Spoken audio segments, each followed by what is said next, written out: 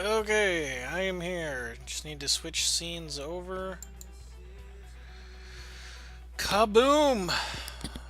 Alright, shades are drawn to prevent light glare from the summer sun. Stigma Buster is here right on time. What is up? Let me just make sure I've got things where I want them here, so appreciate your patience. I am sure you are ready.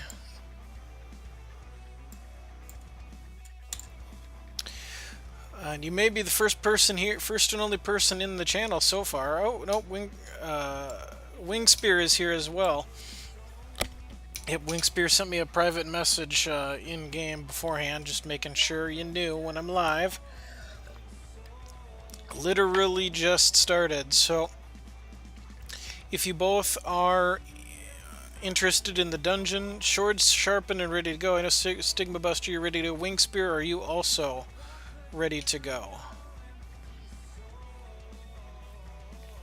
Because you're definitely, I mean, we just started. You're both definitely getting a run tonight. Okay. Then, let me see here. We're gonna let Siri decide who goes first, since you're the first two here, but you're both getting a run tonight, for sure. Stigma Buster, you're 1, Wingspear, you're 2. Okay, or Wingspear says I can go second. Alright. And let me make sure my map is still working appropriately. Alright. It is. I'm gonna have to pull up paint.net though if we end up closing anything off. But the map is there. Alright, Stigma Buster, I should remember what your in-game name is, but my memory is porous as a sponge. It's Raptos, yes, because you were kind enough to send me a few donations to add to our prize list, which I do sincerely appreciate.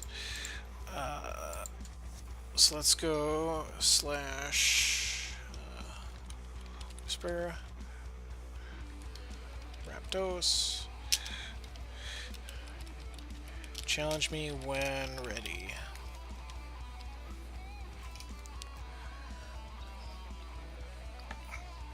So it's business as usual for us this week. You're going to hear me say this multiple times throughout the stream, probably as people tune in and out. But this is going to be our normal stream time and duration. Next week I will not be on Wednesday. Next week's Dungeon Masters of Entrath is going to be moved to Thursday night. And we will have a special Frostheart spoiler as part of the Dungeon Masters of Entrath festivities next week. So I'm looking forward to doing that. I already have some ideas as to the things we are going to do.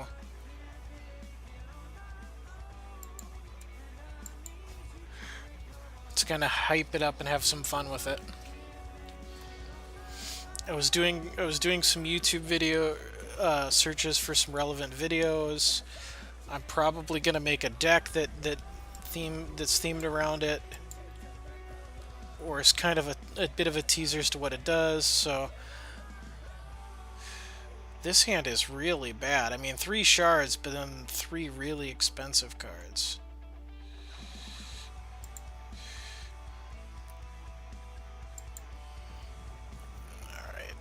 Not really an improvement, but we'll make do.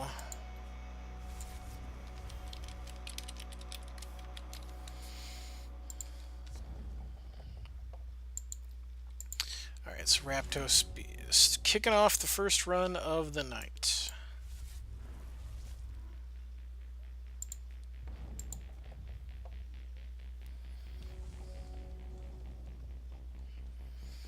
Playing a new deck, Boris Blastforge. This was not tech used against us last week.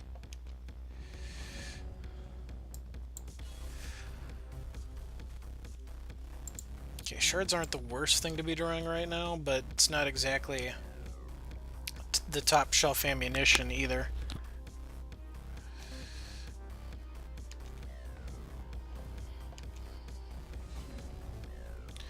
Alright, this is nice, because this will create Dreadlings into Dread Apprentice using next turn. IGN Nicholas the Fourth. You have returned. Yes, you've been away for a few weeks, and I'm trying to, as a streamer, I'm trying very hard to remember both Twitch names and user IDs, and get better about pairing people up.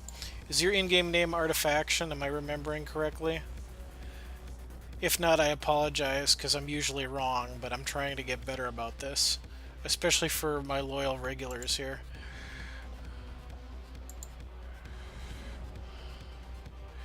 It is the summer season, so I appreciate people who choose to hang out with me and engage in some Hex shenanigans on a Wednesday night.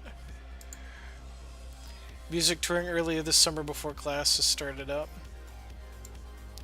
Music touring, does that mean you perform and you're going around doing performances, or you've been going around watching performances?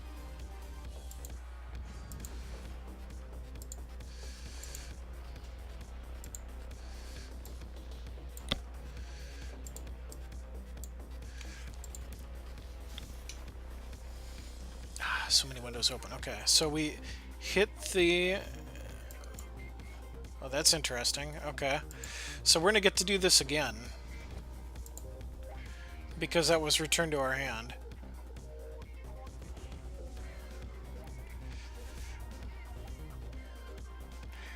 And won't this, create 6 dreadlings? Was event promoting, getting smaller bands to drive out to venues, finding audiences for performers. Nice. So kind of the... that sounds like a fun gig.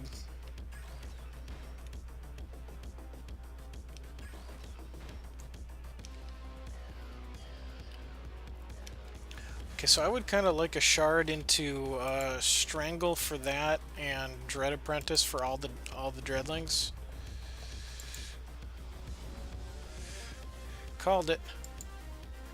Got to meet a lot of people you wouldn't normally run into, I bet. Yeah, do get 6 dreadlings. Okay, that's what I thought. So that doesn't... Well, we may want to Strangle it this turn anyway, because Sapphire is the shard of counters.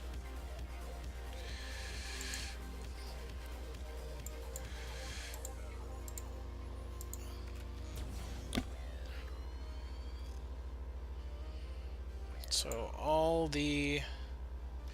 Actually, let's butcher it. Save the scrounge for something where we definitely don't, or we want to hit it on the quick.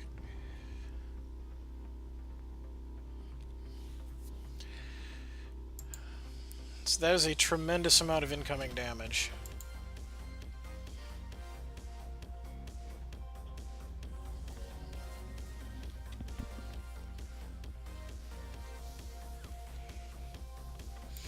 Alright, Recovery Specialist, you may put target artifact from your crypt into your hand. Up, so that Warbot's probably coming back.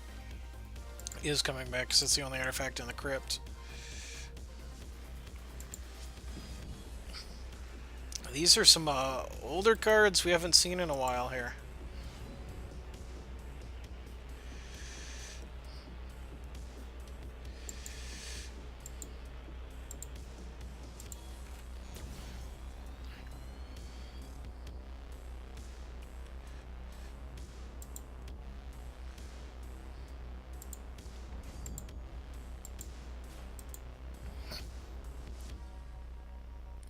Maybe that was a little premature activation, but I feel like swinging for the hills is the path here. And that only has a deploy.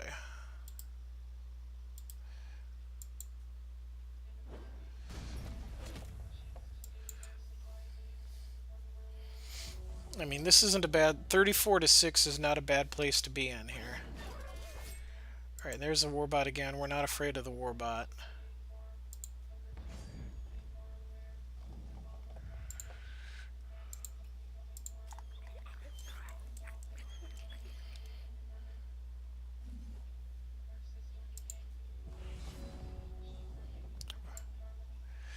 And that's just game. Strangle the Recovery Specialist, swing for 6. And the first room in the dungeon, striking hard and fast tonight. That curved well after the initial mulligan.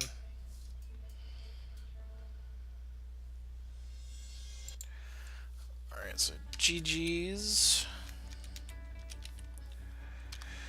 Post that in chat. I'm going, before I forget, I am going to go to the prize list here, update my counter, and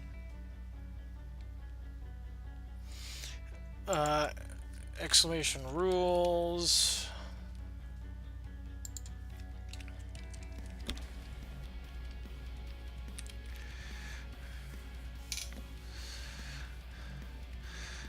Yeah, those, memorize those 2 commands. They don't change. But yeah, that's how the rules gets you to the general rules write-up I have. That way, you know, people can peruse that at their convenience. Feel free to ask me any questions you may have about said rules. Always happy to help answer and explain those things. So, with Raptos being defeated by the dungeon, the prize pool is going to see the addition of an MC Etcher, which was donated by Raptos. So hyping up that prize pool a little bit more for everybody here. And then that would make Wing Spear next.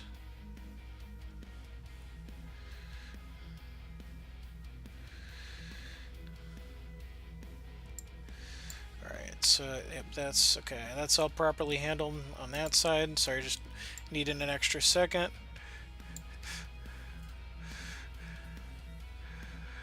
And then you gave it the Dreadlings. I think my deck...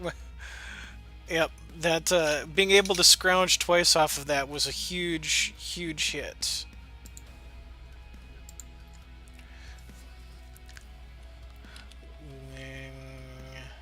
Oops, I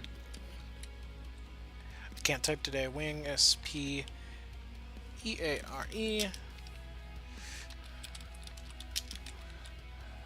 Wait, Whispering to challenge. Is Wingspear's username not Wingspear? Or did I screw that up?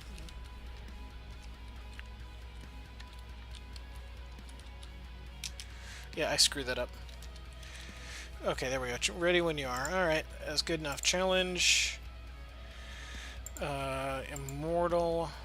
Silver Standard. Room 1 is the first room of the dungeon.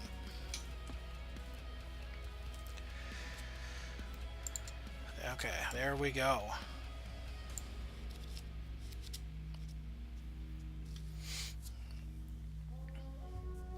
So next week, for 1 week and 1 week only, depending on how long this dungeon goes, the first room in the dungeon is going to be swapped out temporarily for a different first room.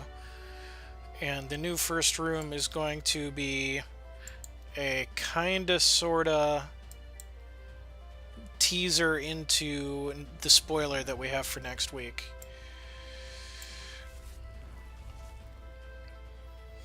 And again, next week's Dungeon Masters of Entrath is going to be on Thursday night, not Wednesdays. Exact same time, just different night. Because Dino wanted the card spoiled on Thursday the 6th or Thursday the 15th.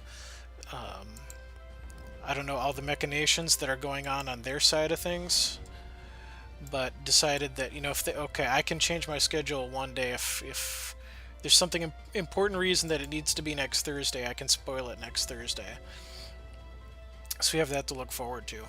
I have seen the card I am spoiling, but I'm not going to talk about it, other than to say I've seen it, and I think it's going to be a fun card to play around with.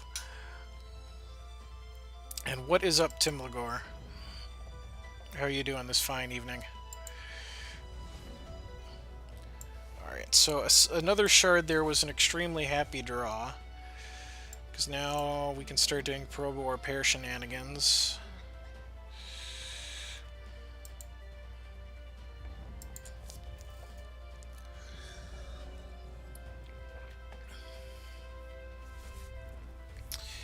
And if anybody in the chat other than Stigma Buster here wants to challenge the dungeon, let me know that.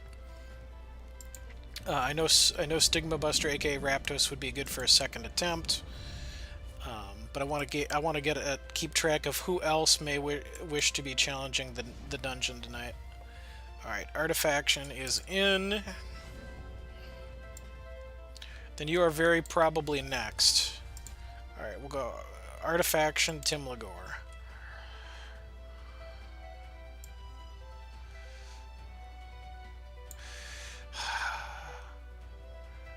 I don't want to Explosion for no value. I'm gonna probe warp again. All right, I'm gonna write this down before my porous brain forgets. Artifaction, Tim Lagore. Those are the next two. And Raptos, I'm gonna put your name off to the side here, because I'm not gonna forget about you for possible repeat runs.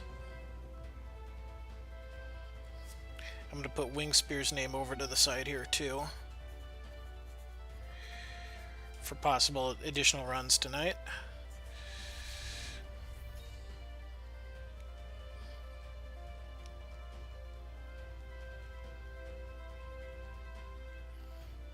Man, removal game on point.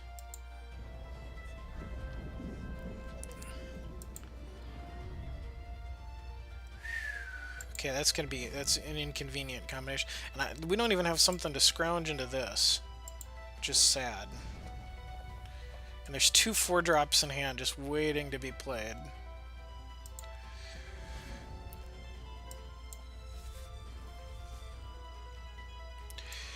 Alright, so once again, I am going to try to play something and make it stick. I think you just can't bear to let a gorgeous guy like me out of your sight. Woo! $10 from Chalkmaw. Thank you so much. I appreciate the kind support. And I'm also thankful that my donation tracker is working properly, because I would hate for somebody to be so generous and then for me not to immediately realize it. And removal game on point! Can't play anything. Much justice. Don't have anything to scrounge.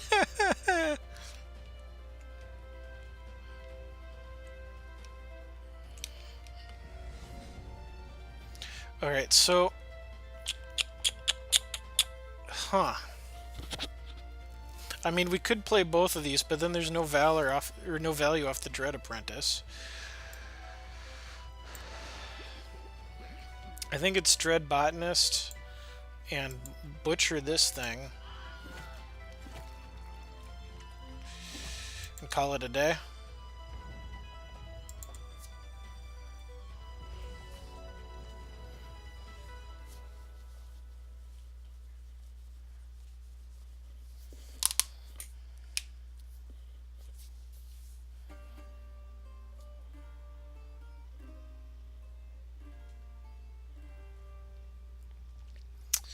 Alright, so here's the first of the conscripted hits. Shadowblade Assassin. 3/3 lethal. Lethal can be shifted on to anything else.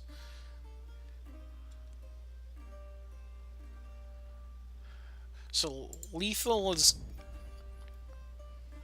That's not the worst hit, especially with Explosion here to take it out. Because we kind of want to crush over by a massive force of Dreadlings.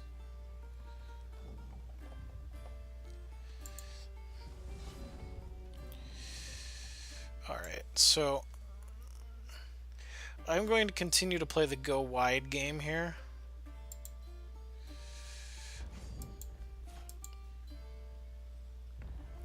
And just hope that we can get our combo going before conscription to death.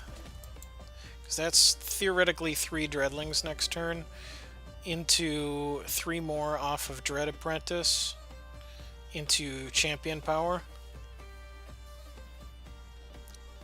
Into, just kidding, Decree of Banishing probably gets rid of the Burly Botanist.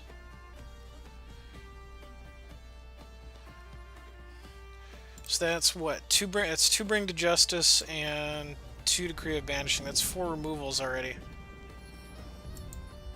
Ooh, Sacred Stance. Now every time things get conscripted, all troops in play and in the hand get bigger. So their engine is beating our engine right now.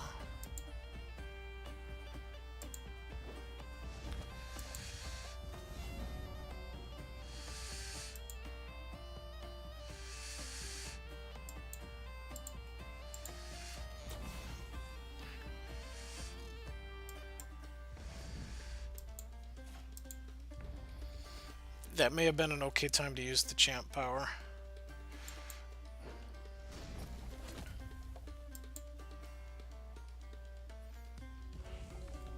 If I get too greedy waiting for the perfect moment, it's probably never going to happen, is it?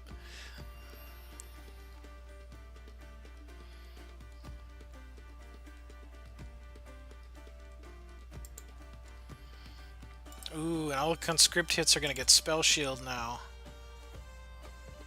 And that can't be hit by Explosion.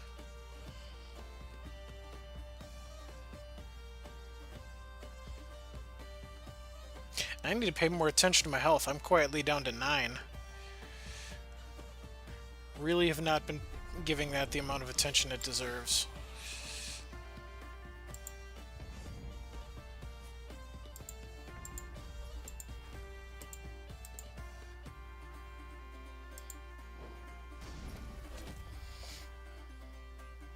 Okay, so there is a little one lethal there now.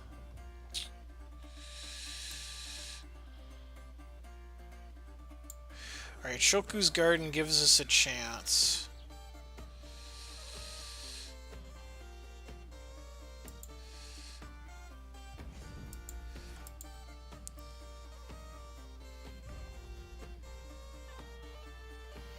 But four coming back on the backswing is going to be a problem. It's really, those 3 Dreadlings just negated 1 swing from the Droka here.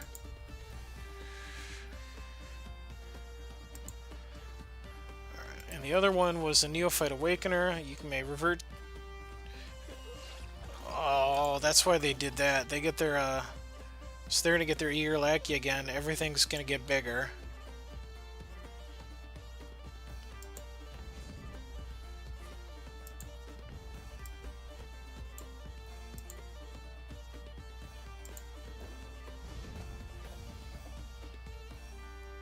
We are looking pretty dead on the first deck. Although that's... can't play them both. Cannot play them both.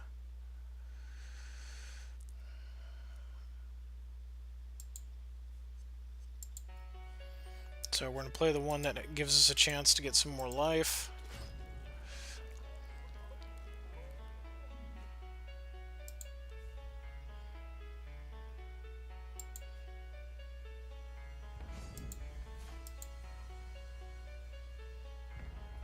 Might have been smarter to Explosion that. It's an extra point of damage. And gain some health. Okay, so that's 4, 5, 6, 7, 8, 9. That's exactly lethal.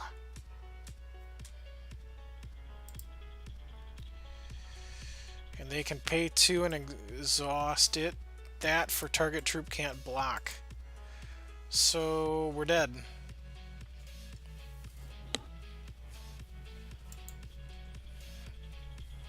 When is the last time you saw somebody run a Dread Monolith? Man, some blasts from the past tonight. I like it.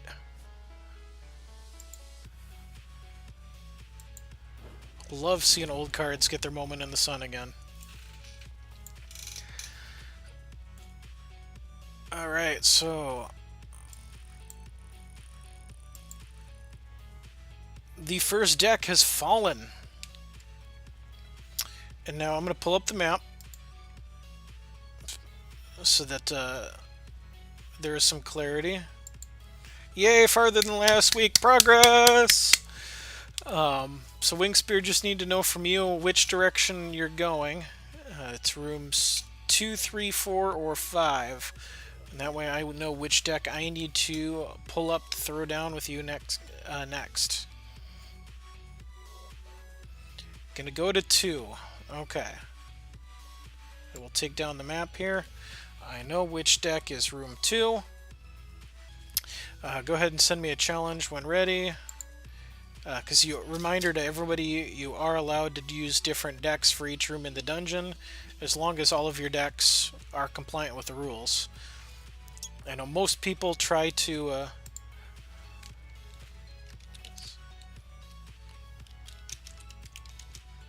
as I was saying, as long as all decks meet the rules.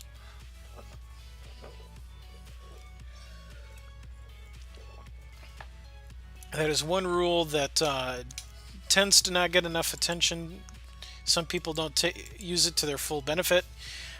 People have constructed really great decks that are able to clobber an entire dungeon with just that one list. If you can do that, awesome. But I don't design my dungeons that way, just because it's a lot more thinking about trying to balance things to be only beatable by one deck. So I allow different decks to be used between every encounter, because that way I can push things a little bit harder on the difficulty level, and people can push back by building decks specifically to hate on whatever a specific encounter is trying to accomplish.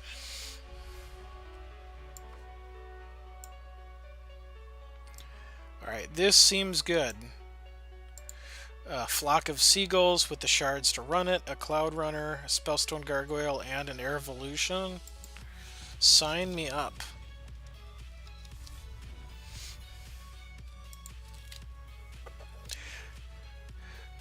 Yeah, and that's also a nice benefit to having watched. Like, if you've seen the dungeon and what's going on, then regular viewers are going to be rewarded by having an inside kind of line and knowledge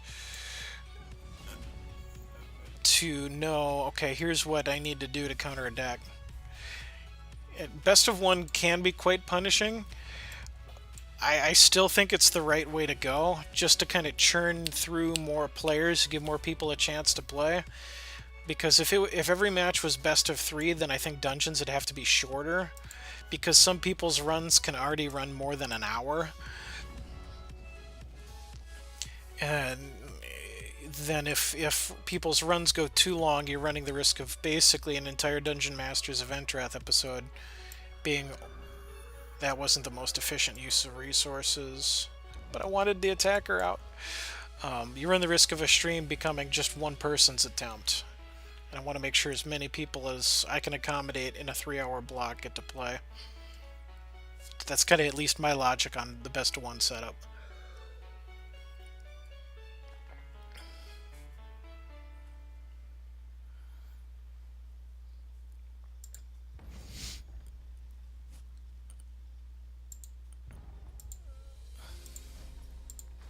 Alright, I'm gonna take my chances that there's not a combat trick that just blows up the Cloud Runner.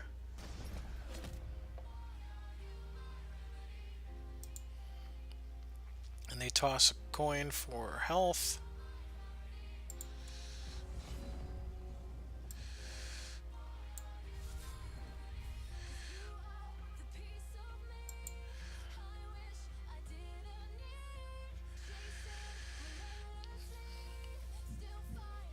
So I think it's probably flock of seagulls here.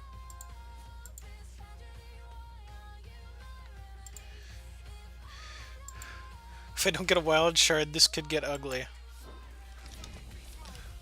Uh-oh. Actually, I am a liar. It's gonna be Cloud Speaker.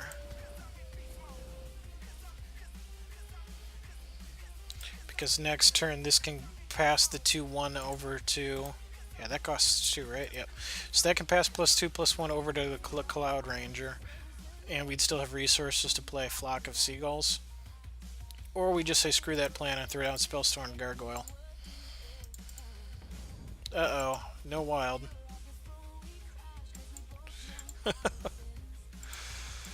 Not having the shard luck.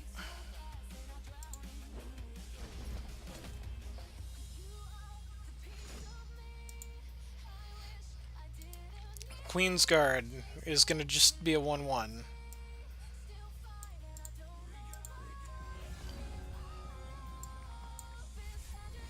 Alright, I think we're going to go the Spellstone Gargoyle route.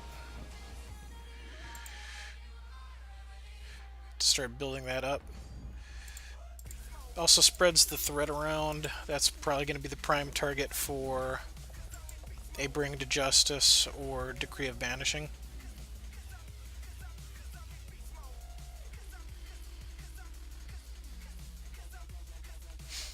I like winning, but I don't like winning by resource screw. That doesn't feel good.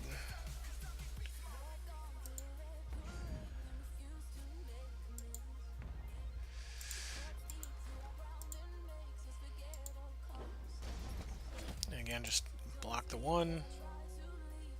This is gonna start getting really ugly, though.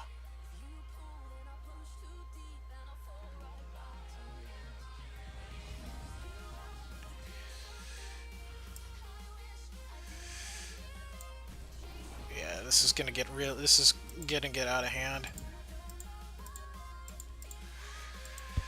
Because from here we've got Airvolution and Air Superiority can hit on the same turn. These are powering each other up.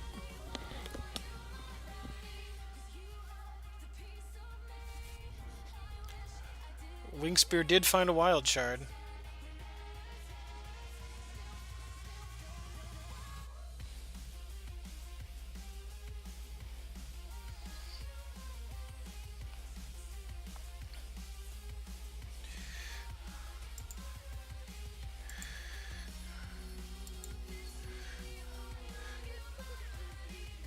Talking about mine or his for interesting deck. Or hers, I guess. I don't know Wingspear. I found the bad habit of assuming all Hex players are male, which I know is not true. Okay, no resources. Yeah, the flight deck. This is old school. This is old school Fiona Honeyfinch Primal Dawn era flight pump. I guess Cloud Runner's Hero Fall.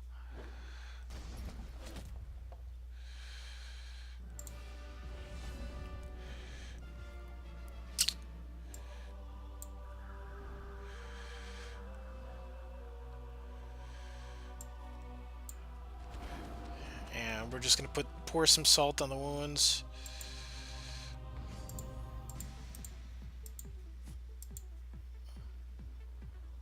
So that's 5, 9, 10, 11, 12. Honeyfinch power just because. And the Spellstone Gargoyles are now 8 5s. And 7 5. I love this card. This is one of my favorite draft cards of the Primal Dawn era. But this shard combination I don't recall being as powerful as it is now.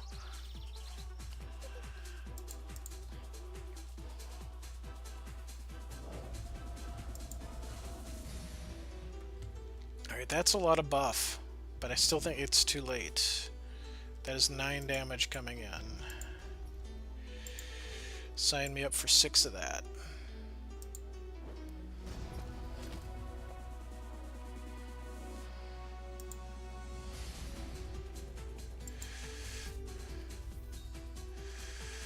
Alright, now maximum Dungeon Master Bad Manners.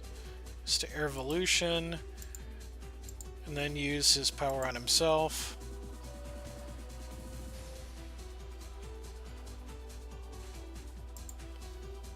Then Alpha Strike. Because the dungeon plays for keeps!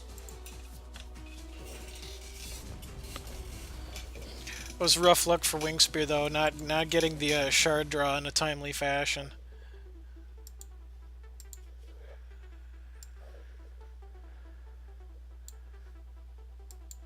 You hiding air supremacy under your cam? Yeah, just... Okay, never going to 2 again or will side better. Yeah, 2 can be nasty. And, okay, so I need to...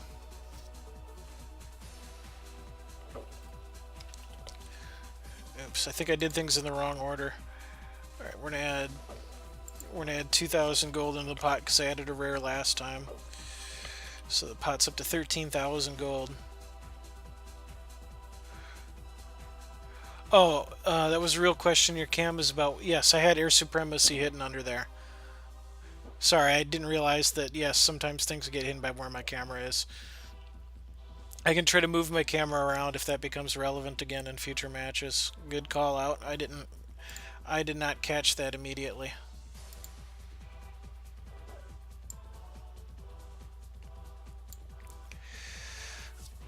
All right. So, our next contestant, challenger number 3 on tonight's episode of Dungeon Masters of Entrath, Artifaction! Step on down. You are the next contestant. And what is up, PRG? Artifaction, followed by Tim Lagore.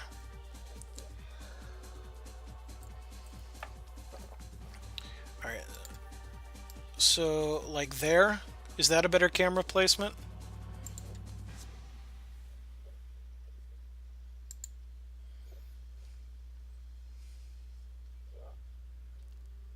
Or I could just put it right here and annoy everybody.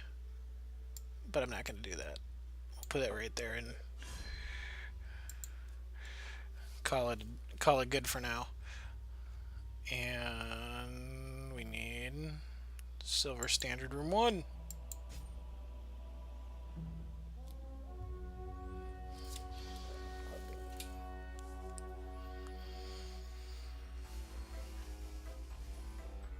Artifaction rolling in with Takahiro.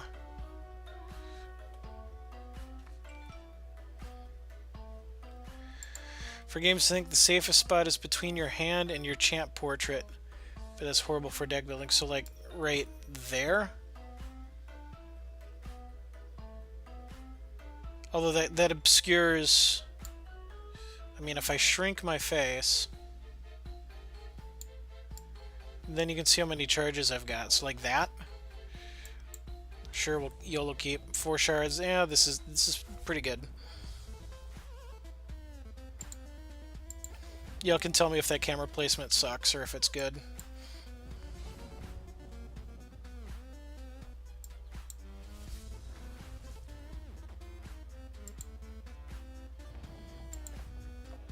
Since I have 2 monitors, it's very easy for me to click and drag my face around on where it's going to show up on the stream.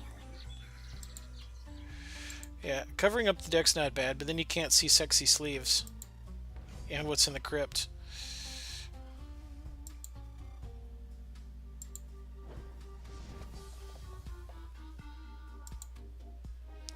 Probably better to the right now that I think about it. It's going to be how many times can I make... Or just move it around. We're just going to play the move it around when it's relevant to move it around game. Because it's very, very easy for me to move it around.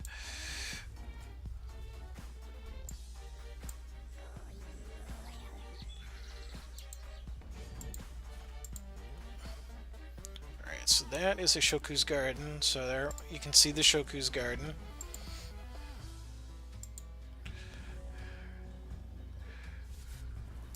So like there. The great camera moving game.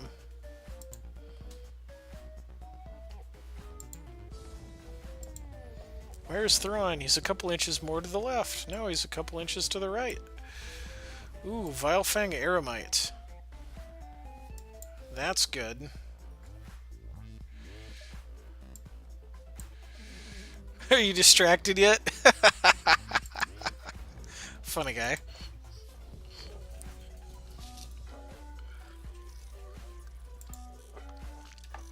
Not at the moment. I think the board state would need to be a little more complex.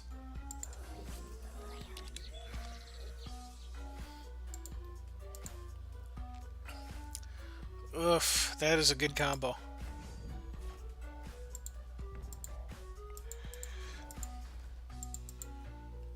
Alright, so the question is whose life shenanigans can go faster. So far they are winning that race. Oh, but we've got an answer for that.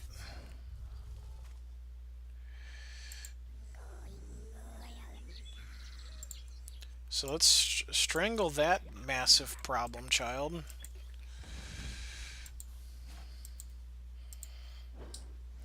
And then crash in for 7 damage. Gain a bunch back. This this match could be really annoying depending on how this plays out. Artifaction not thrilled to lose the Vilefang Eremite.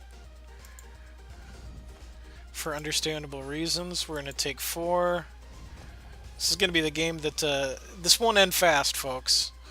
This probably won't end fast.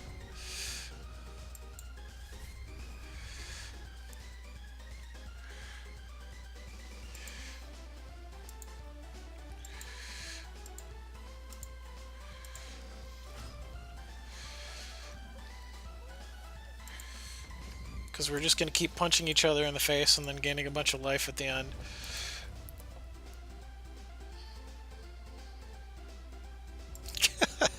(29-24) the score.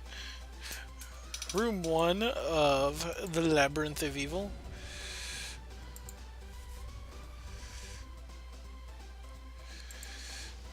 Oh, this is going to be a nice hit. That should be our 8th resource.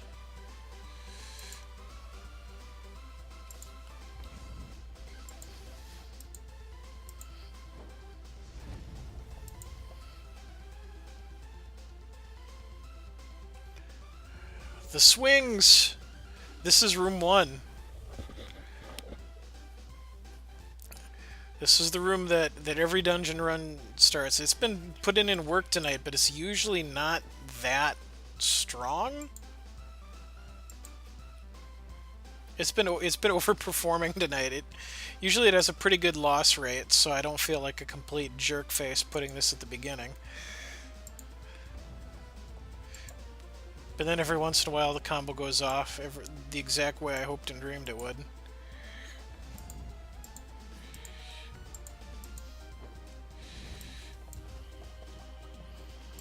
Alright, so Bulky is in here because when you sacrifice a troop, which any Dreadling that lives to the end of turn gets sacrificed at the end, this deals 1 damage to each opposing champion. So any Dreadling that lives to the end of the turn now is going to gain us 2 health because of our gardens, and slap Artifaction in the face for 1. Just kidding, because... Oh, that's a... Yep, they both have to go.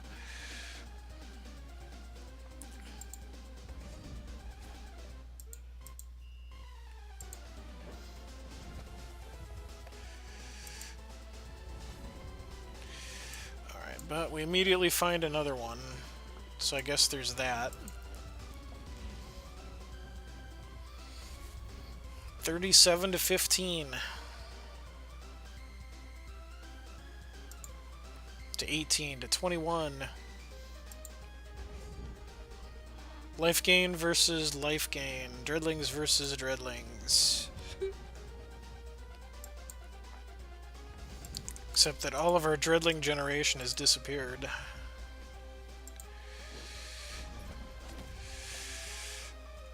I think I'm going to sit on this.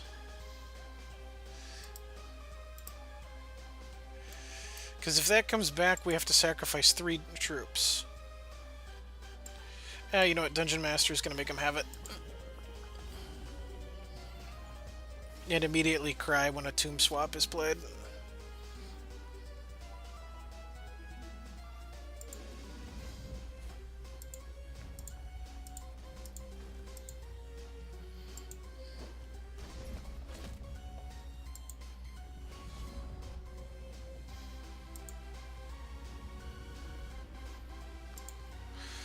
Yep, I'm surprised it doesn't hit already.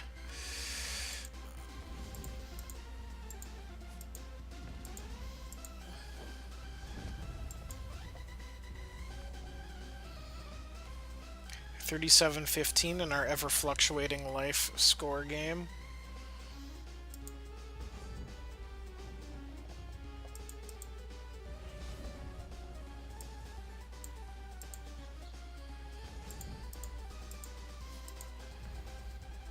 Go, my giant mushroom men.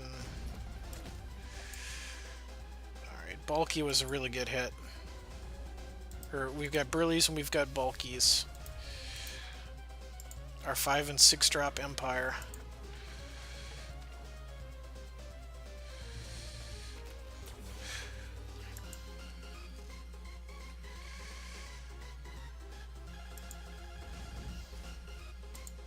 Alright, so that was a lot of health to gain.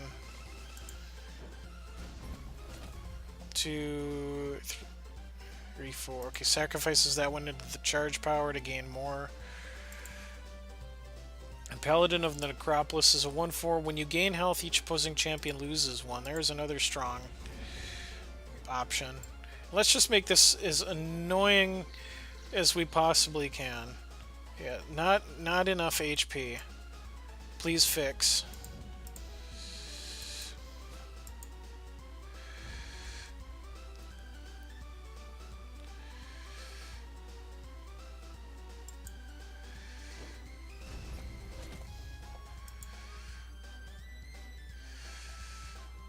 Alright, so there's the gaining and the damaging. The life swings in this particular matchup are just ridiculous. It is worth noting, in fairness to Artifaction here, 13 shards versus that's our 8th.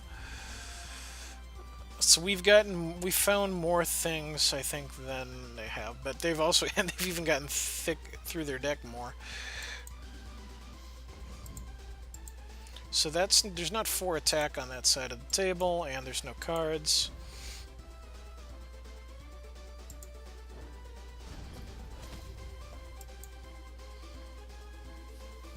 Yeah. Wow. Room 1 went off this time. It does not generally combo that well. The stars aligned. Alright, calling the grave. Ooh! Ooh, we're gonna lose them all.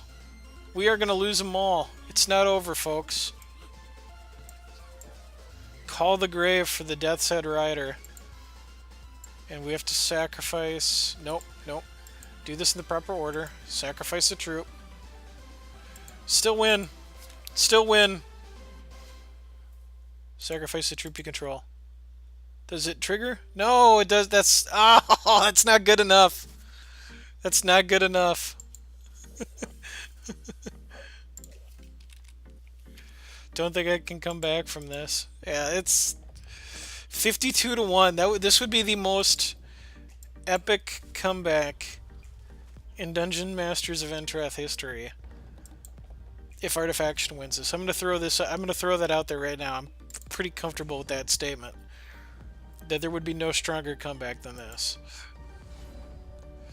And we're just going to start hitting running shards to give them that chance.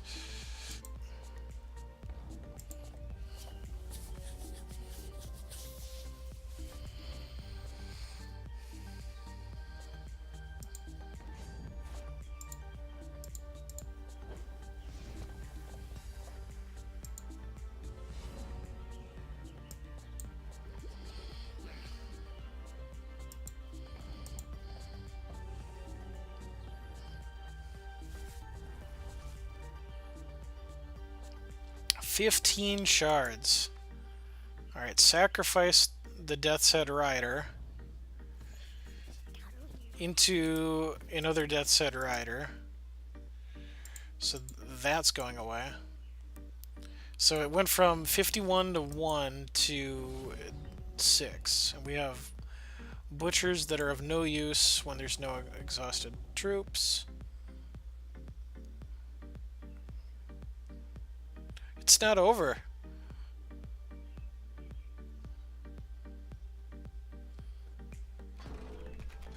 Plus they can't win within 30 cards. If this goes to Dex... I mean, gotta take that.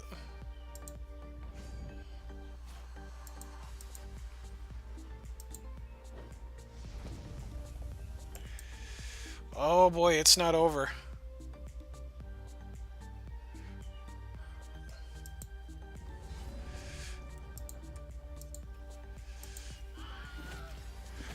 get that out of here.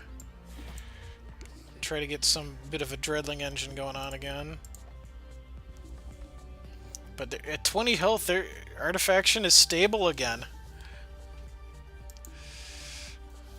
Can afford to throw away a little bit of health for some cards. Dread Harvest pulls out a shard. I don't think this is gonna go to. I don't think this is gonna go to Dex. See, more HP needed. Yep. 51 was not 50 in the 50s was not enough life.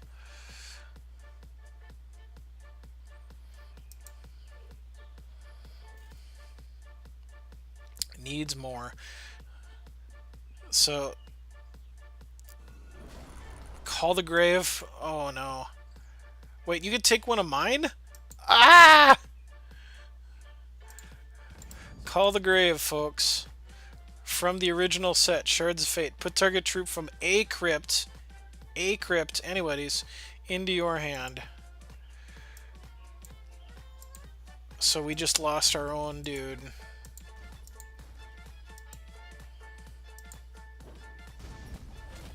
And now things are going to get silly. Oh, hey, look, a Probe War pair.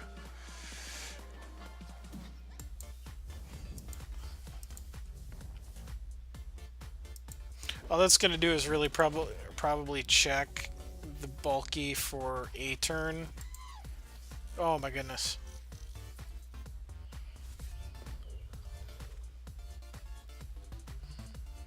More dreadlings.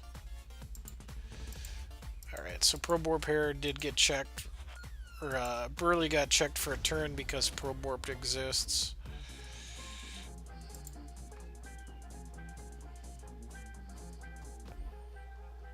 And we're almost losing the health game now.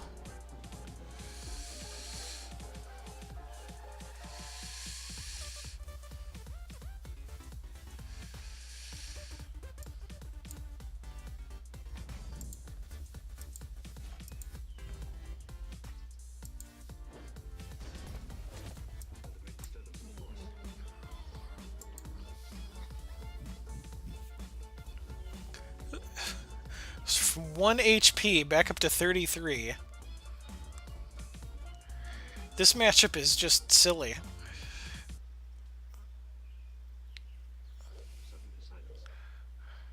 I hit you, you hit me, goes on till infinity. Calling the grave for probably the one that destroys everything. Not what I was expecting.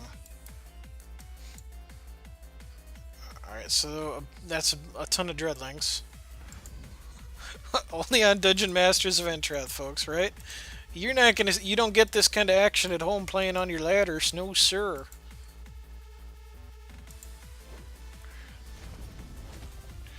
Okay, so that's gonna be a bajillion points of health.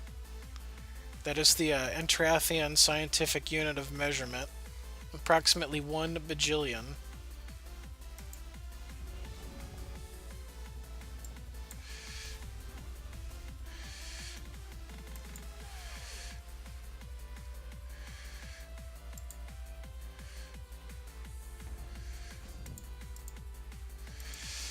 Alright, let's punch in against 61 health, because why not?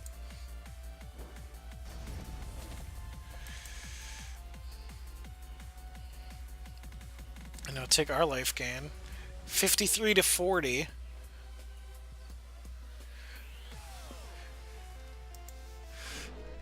A little bit of constant hate would have gone a long way.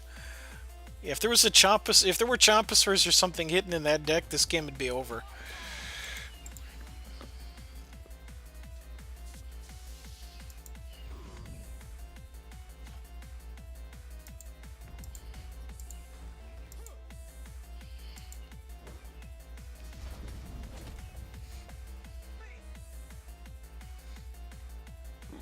All the health. This fight is just silly.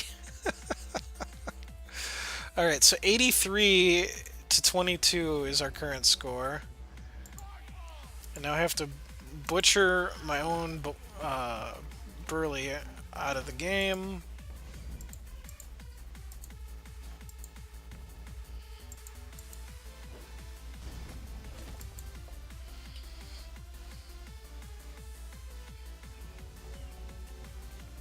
Got him down to 78 health. We're winning.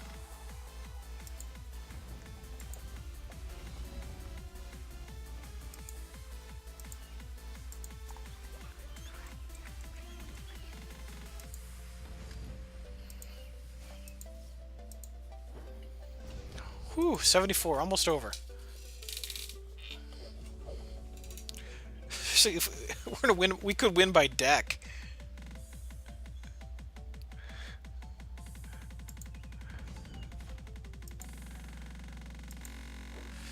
Just I don't think either deck can punch through at this point.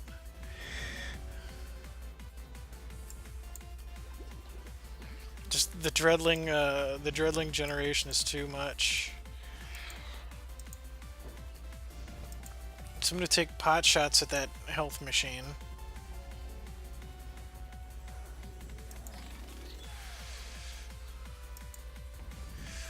Such constant.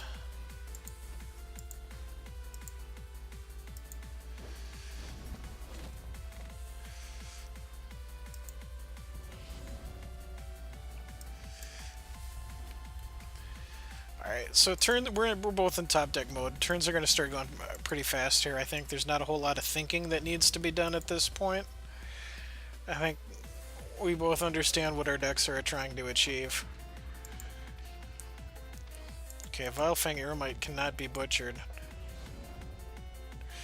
But it can be strangled!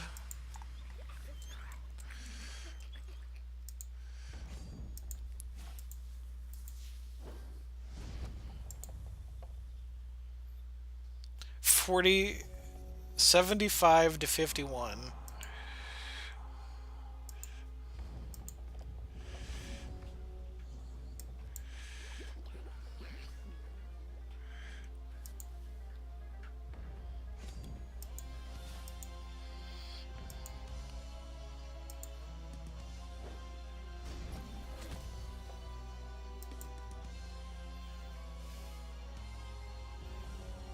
I'm not sure if we came out ahead much in that deal at all.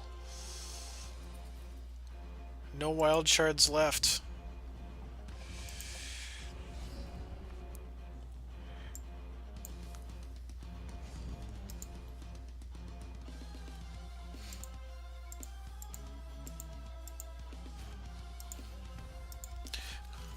I am going to highlight this game.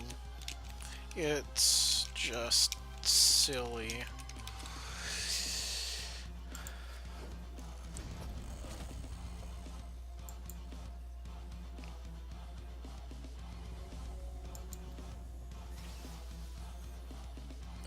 Out of wilds, kinda sorta, but there's a wild. Yeah, I think it's death by deck, like in all likelihood.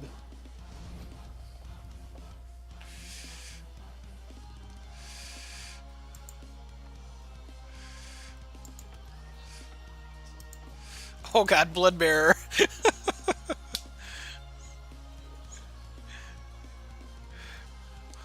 Ooh, okay, that's gonna add up rather quickly.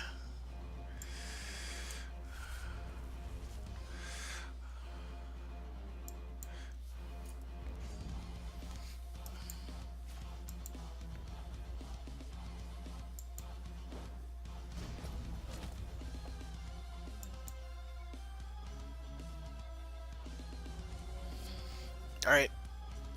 Can you do it in 12 more with 12 cards left in the deck? Calling to the Grave.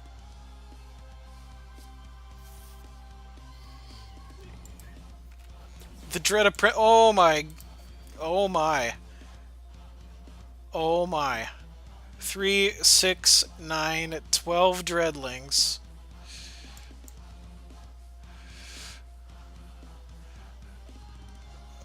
Oh my god. I'm afraid of the math here. So that's just 12 damage on its face. And gonna gain a ton of health. And did my game just freak out? We died! That had to be... The game had to freak out, because we just went to sideboarding. That had to have been death. I knew the math was horrible. I didn't want to actually count it out. That had to have been death. I must have, because it kicked us to it kicked us out to the sideboarding. There's no way I won that. Wow. Thought you were at 52 and took 24, but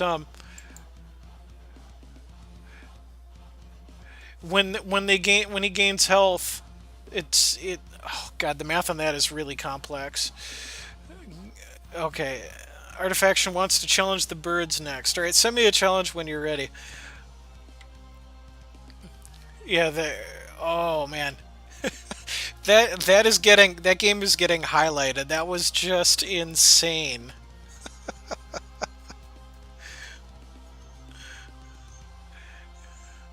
Yep, totally dead.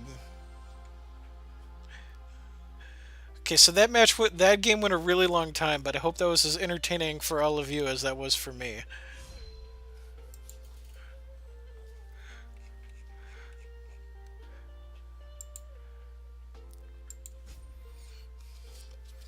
Had him on 1 HP. Oh, that is silly.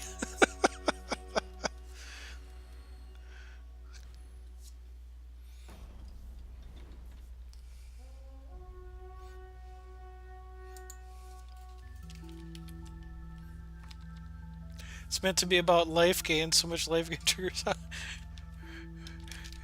That game was epic. Yeah, it kept killing the triggers.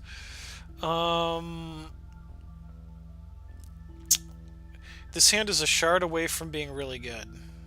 Like 2 aerial superiorities.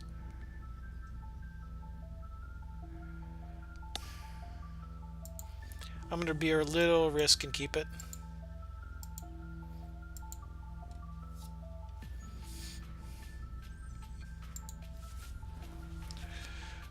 Thank goodness that's not the meta, right? Max like 30s all day, every day.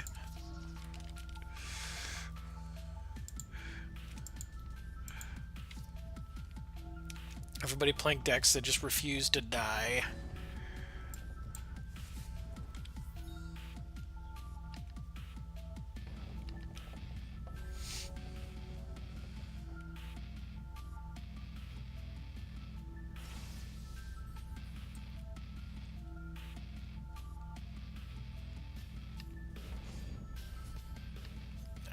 So we're gonna take our beating from the Bloodbearer, and never didn't have it. Alright, so we are on track. Turn 3 Stern Infinitor, probably a Spellstone Gargoyle, and then maybe start throwing out the pumps.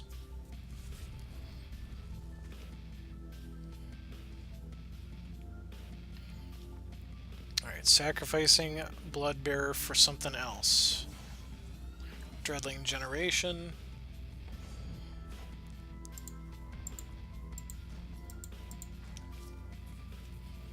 See, Dreadlings aren't really terribly afraid of Fiona Honeyfinch's power because that's basic. We can only hit that on our turn.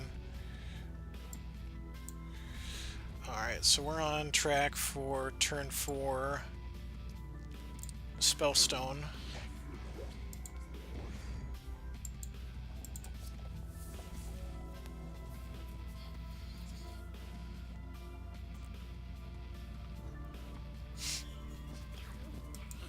Alright, did scrounge that.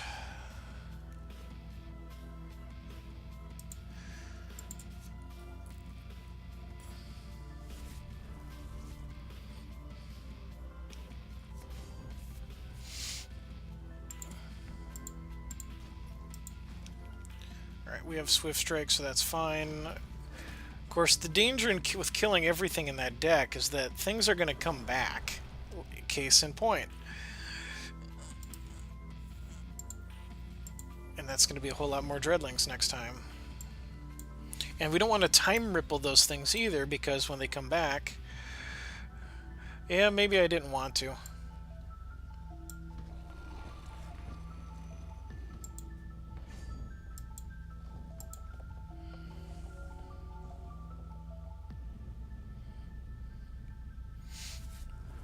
Likely double air superiority next turn.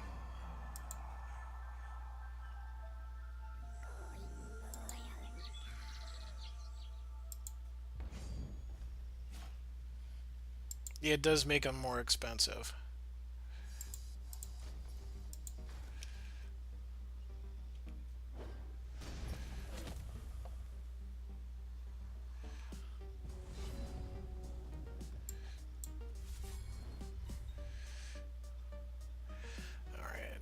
Double air superiority.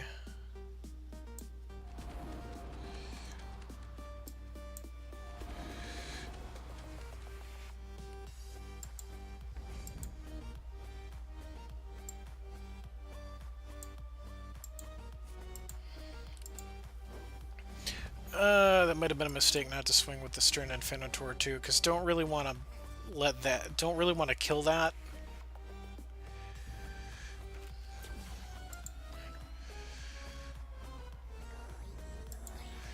That's a lot of Dreadlings.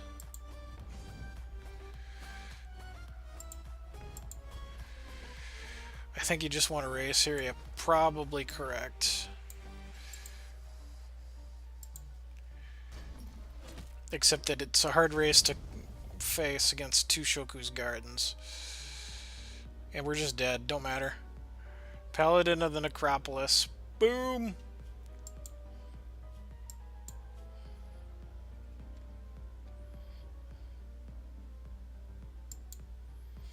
Alright, so that is rooms 1 and 2 downed by Artifaction. So up next is the possibility of room 10, which is a bonus room. Last game was flooded. You had a lot more resources than I did at any point. Room 10 is a bonus room. Room 6 or room 9 lock you in on a path towards one of the remaining pillars. Alright, going for room 10. And... okay. I know which deck that is.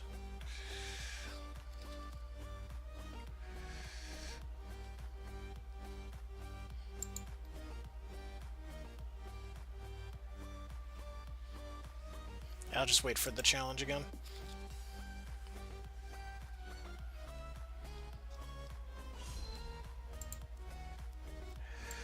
I cannot wait until deck folders are a thing. They need to be a thing.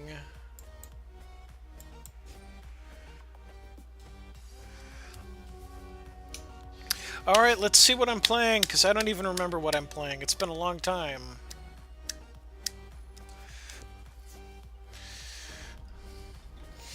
We are playing Malzok.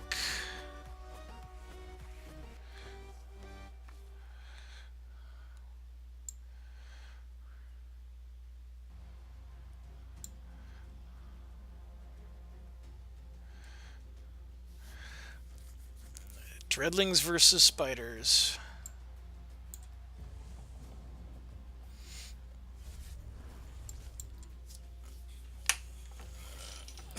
IGN Liars killing everything.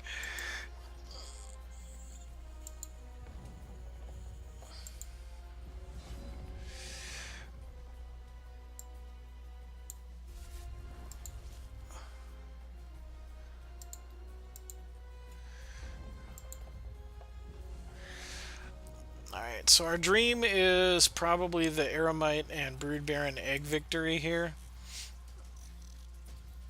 Because Spiderlings are just going to be barely poking at a deck that likes to gain lots of health.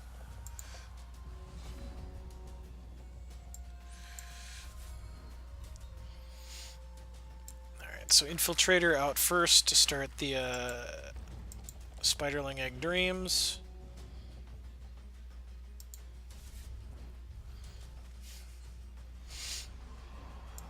Oof, and it's already here. Already here.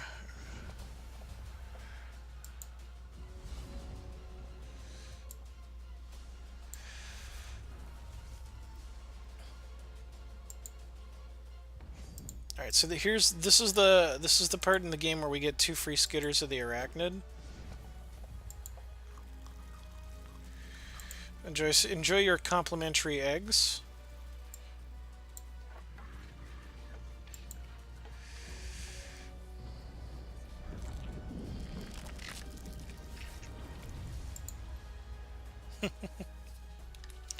Eggs versus dreadlings.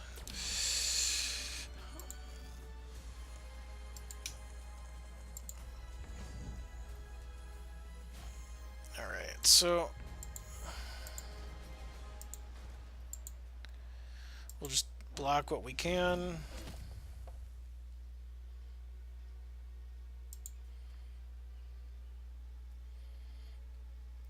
Need some more removal or health gain very quickly, though.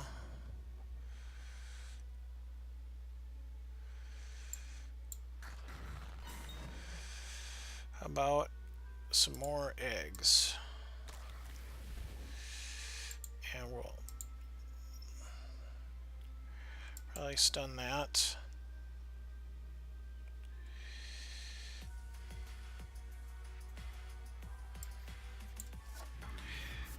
Throw down a second Eremite. Put more eggs in the deck. And I think I'd just maybe leave the Spiderling back as a blocker. I don't know that those small points of damage are going to make a big difference in this. And Eremite of their own.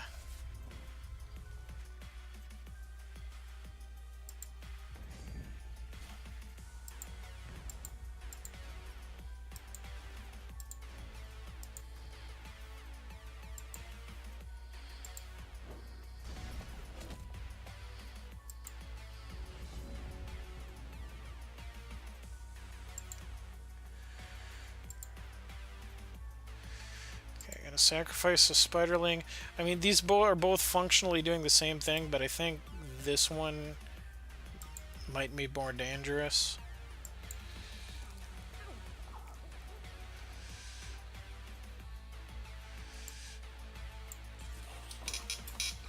Throw down another big booty. Try to add to that egg stack.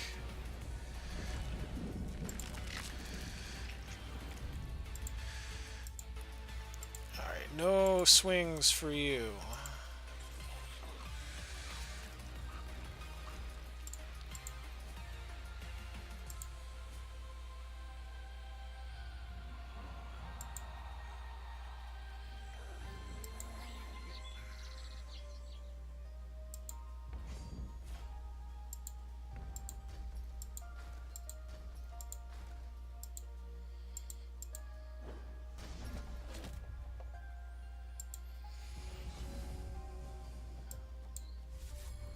Alright, time to see how fast they can cope with that.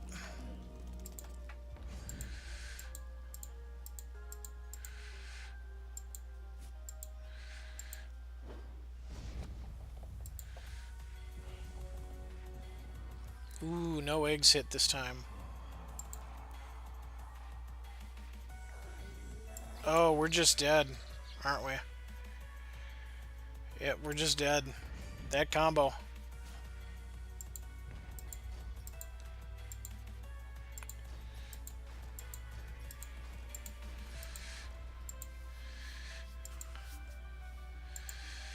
Yeah, it didn't really matter one way or another.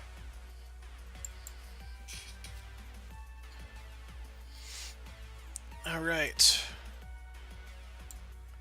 So we'll forfeit this. Confirm. Artifaction. Alright. I've returned. I forget the pass. And you have won yourself an Evo pack.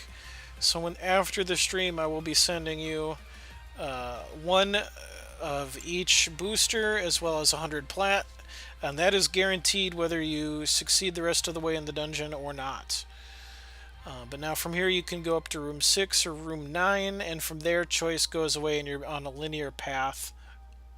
Either, 6, 15, 19, or 9, 14, 18 for one of those two pillars.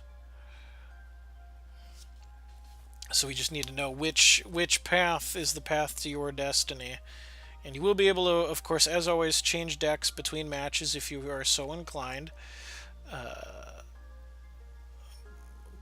Alright, so we're going down to 9. Ooh, this will be spicy. Alright, but probably this might be a bad matchup for us. We shall see.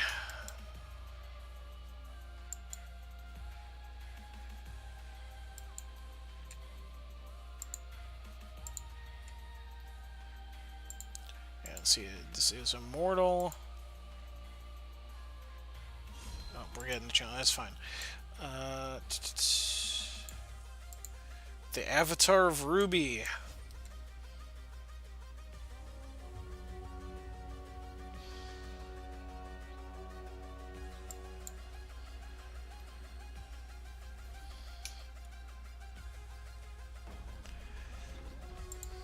Alright, so can we keep?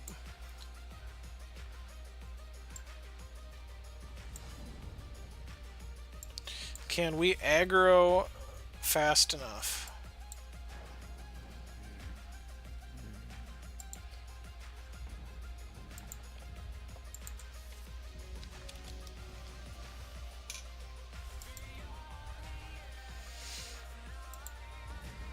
Alright, no turn 1 drop is good.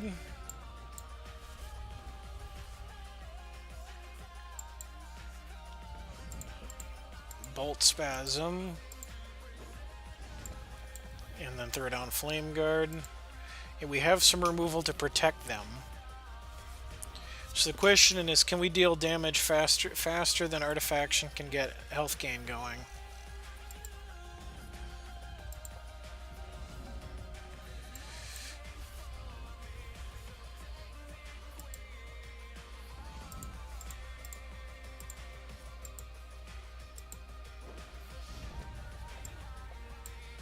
Gonna hold up the removal.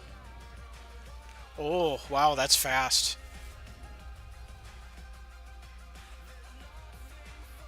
Okay, so can't. That's double blood, so there's not going to be any sacrifice there. That'll hit for 1, but won't trigger the ability.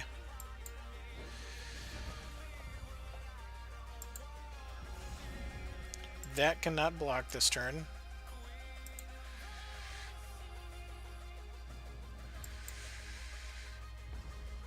Oh, it would have been lethal with Mama Yeti, too.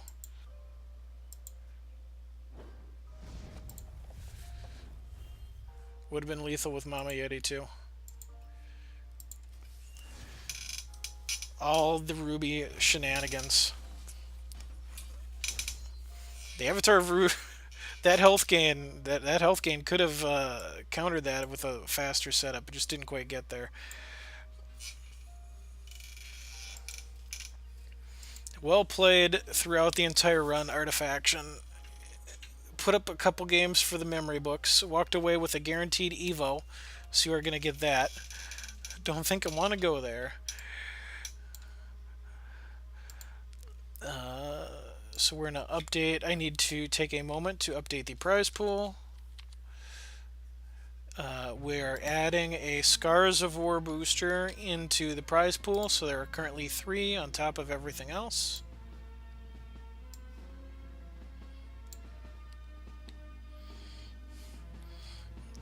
Yeah, needed that health gain going on pretty much immediately. All right, so Tim Lagore, you are next on the list. If there's anybody else who wishes to challenge the dungeon and has not challenged the dungeon at all tonight, speak up and let me know so that we don't forget about you. Otherwise, after Tim Lagore's run, I'll take stock of who is still here and who wants to challenge. and we'll figure out how we decide who gets to go again with what time is left in the stream.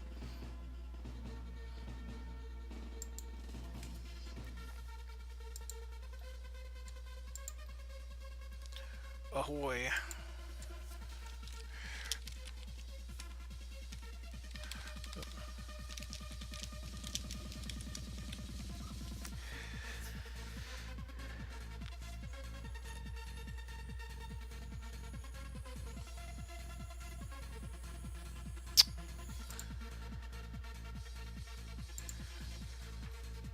Here. I don't know if Timligor is ready yet or not, but we'll throw the challenge out there. If they decline, that's fine. Okay, here we go. So not the Avatar of Ruby first.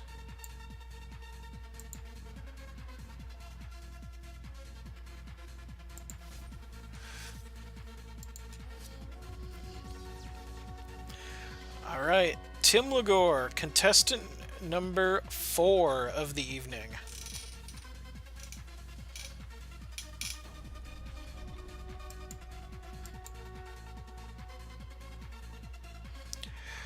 I will not be intimidated by your wizard battle board, good sir. Yeah, this is good. 3 pieces of removal, the Dread Botanist, and then the thing that feeds off it.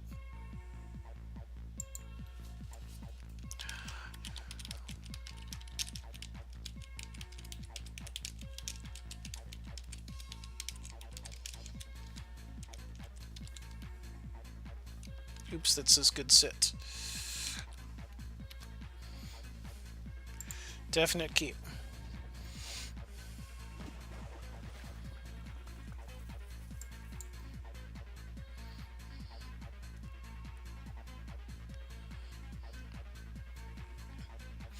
Alright, so turn 1 Iotachi coins.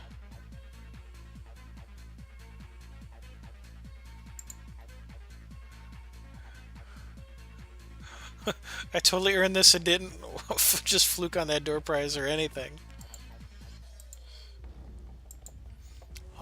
Mine was totally door prize. I paid the gold price for mine, not the iron price.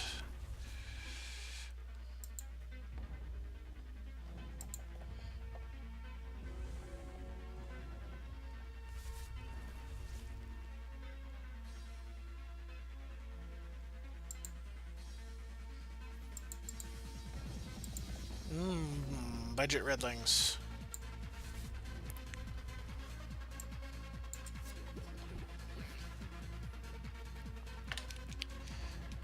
Since this is Immortal, I think I've seen this brew going around in I think some of Functions tournaments. This may be the one that uses the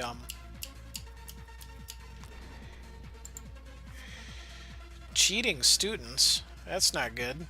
People trying to rate each other's papers and shenanigans.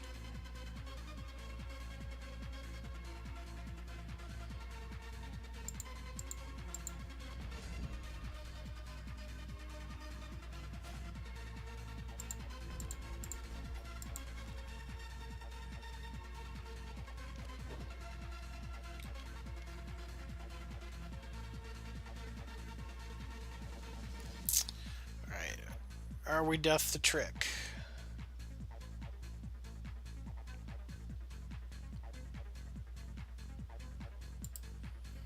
When you scrounge, summon your dreadlings. Sure, okay.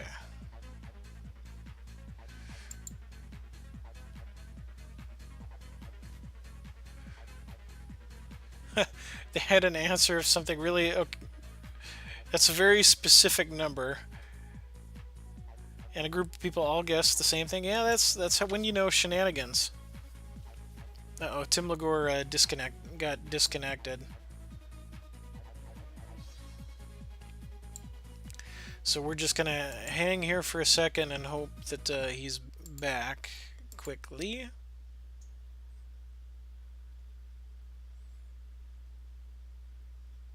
You're walking in the woods. There's no one around and your phone is dead. Out of the corner of your eye, you spot him.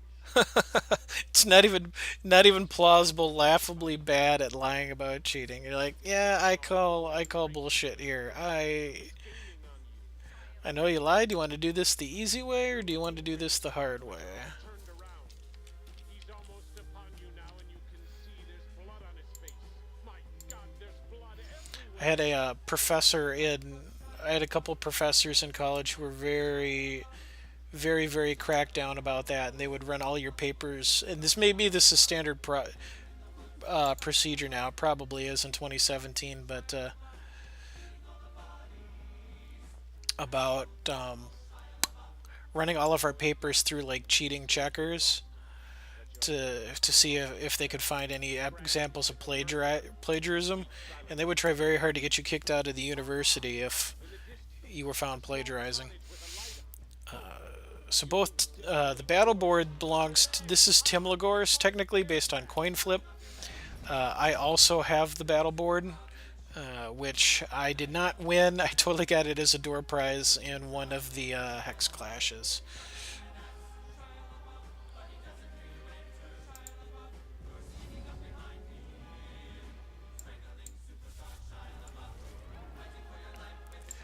All right, so I'm gonna butcher that because I think that's probably a piece that sets up for shenanigans.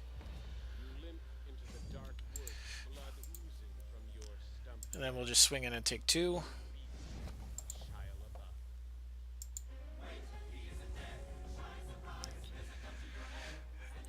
Yeah, the promo decks are nice. I have bought all the battle boards. I will probably continue to be buying all the battle boards. Or I should probably say Chalkmaw with that $10 donation earlier tonight. Basically donated me the next month's battle board. Because I think they're good window dressing for something like Dungeon Masters of Entrath, where I'm trying to create a dungeon experience. I haven't really updated the rules to say that I request people don't use their own battle boards, just because that way I have control over what the scene looks like, because it's really not that big a deal. But I do want to, as the battle boards keep coming out, I'm going to continue to be purchasing those so that we can have shiny looking backgrounds for these dungeon matches. I bought the Frost battle board, of course, before Frostheart was announced, and now that we know that's what the next set is, I am going to be using the Frostring Arena as my default battle board for probably the entire first week of the set launch.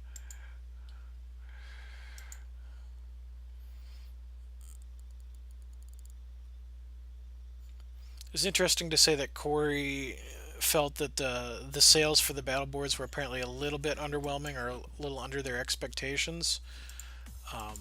Maybe that's $10 is a little bit high of a price point for some people because it is just a cosmetic thing that doesn't really do anything for you. So I can understand people not wanting to spend $10 a pop for that, especially on a monthly basis. But I have to think that the amount of effort they put into those, it isn't that expensive or time consuming. This board aside, because there's a lot going on here, but it's probably not that big a cost for them. And I would think it'd be a pretty easy revenue driver.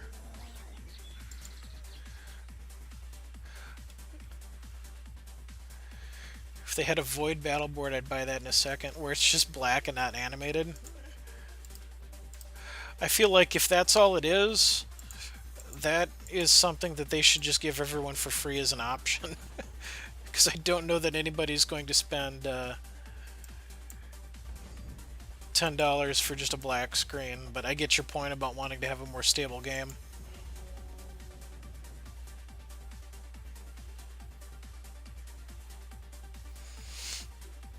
Yeah, and my own entertainment budget is going to be pretty tight the next couple months because I'm paying off a car and paying off the TV behind me, and my AC/furnace broke. I don't have heat at all, and when I turn on my air conditioner, I get water leaking onto my kitchen floor.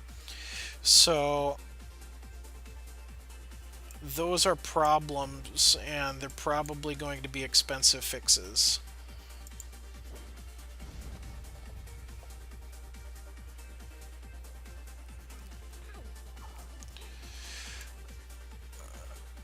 Okay, let's not miss our counter then, at least.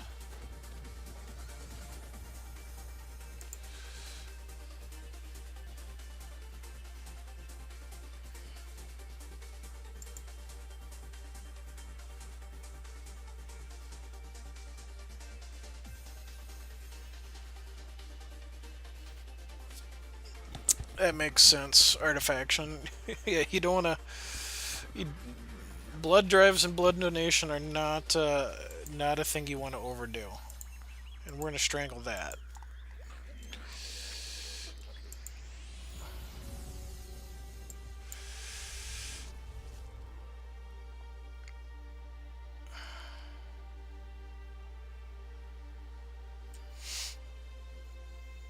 So, do I let this live and keep punching us in the face, or do I kill it?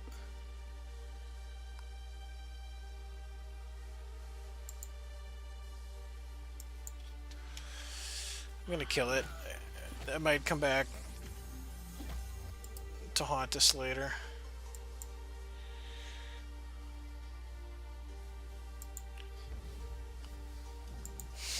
Alright, so we are naked over here with no cards in hand and no troops on board. We have an almost functional Dread Factory.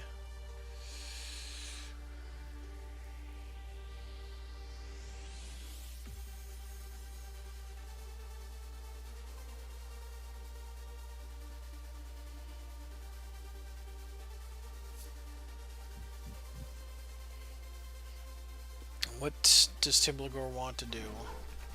Yep, see? Should have known better.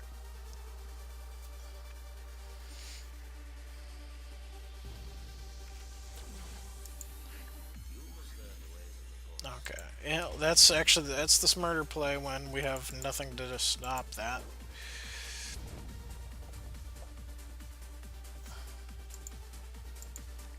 Tomb Swap is such a great card for this format. It really is in Blood. I love budget formats. Like, I love regular constructed too. I've had fun on the ladder, and I really enjoy the number of different decks that can be played on the ladder right now. But I just love pauper formats. Just taking those cheap cards that everybody's got. I mean, everybody should have, because in the Hex era of Evo, it's very easy for anybody to crank out a playset of all non-rare cards at a very small budget. So, you know, these decks are cheap and easy to get the pieces for, and then just, you know, go to town, brewing up weird things, and seeing what kind of trouble you can get yourself into. Crackling Magma does...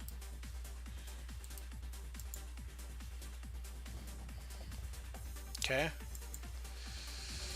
They just wanted to charge for Dreadlings, I guess. Yeah, we're probably dead. That's 2 Dreadlings. That's 2 damage right there.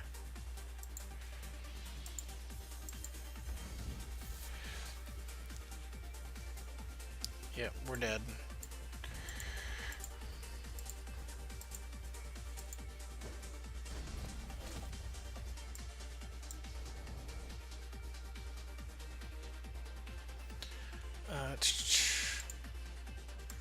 Alright, so we're out of here. Well, Artifaction, if you know specifically what you need, I've got a minimum of 8 of everything that's not rare. So if it's common or uncommon, I definitely have at least 8 or more, and probably a lot more. If you know which ones you need, and I have enough of them, I can probably hook you up. Some stuff I save for one of my friends who I'm slowly converting to the dark side and getting more into the game here. Alright, so Timbligor bonus room 10 is closed off. I just haven't updated the map yet because I'd have to open yet another program. But bonus rooms 11 and 13 are viable for the taking. And then, of course, you've got 3 different pillars that you could be going for.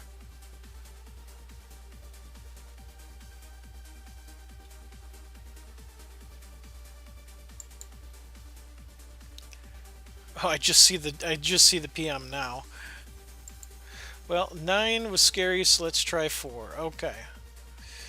Going to go to room 4. And let's turn off the map.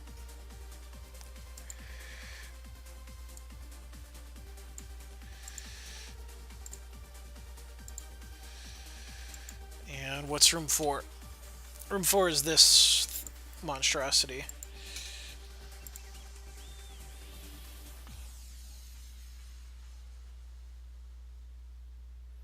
Where is it? Where is it?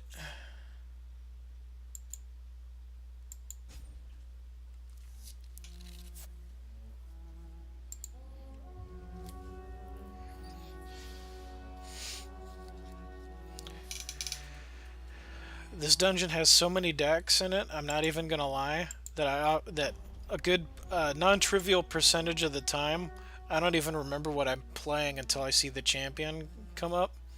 And sometimes even then I don't remember what I'm playing until I see the starting hand. I don't remember what this deck does. We're gonna keep it. It's got 2 pieces of removal.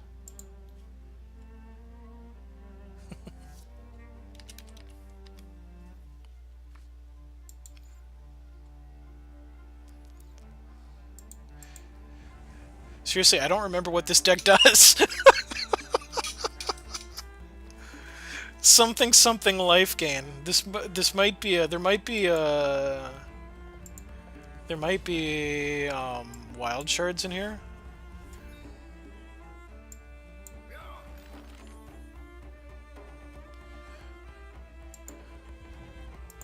But then why do I have reversion in here? Target troop gets life drain. I really want to do something with life.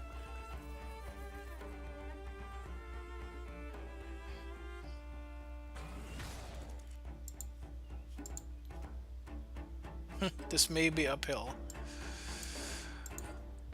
That's the hope. But I need to draw a few more cards to remember what my endgame is here.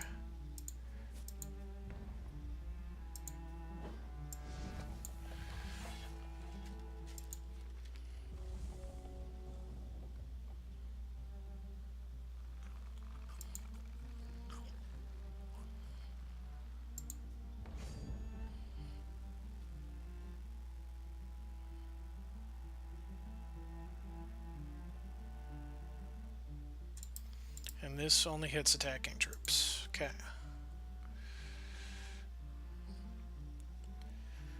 So Timur probably does not swing in with War Machinist. Because there's not really any... Okay, really... Deck, I need non-shard troops so that I know what my deck does.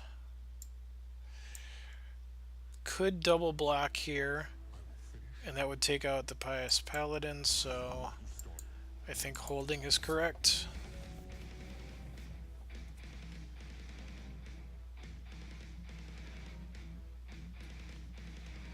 God, why am I drawing such a blank on what this deck does? Something life gain.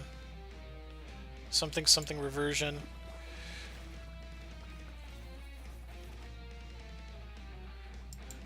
My Bit Cup should work if you want to make it rain. That's the whole point. It's there. How's it going for you tonight, Rob?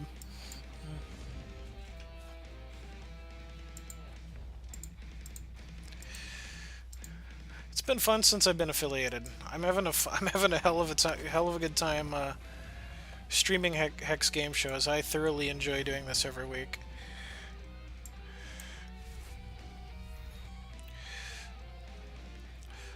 So I'm going to bring this to justice because I don't want that coming back, and that's one of the core linchpins of the deck.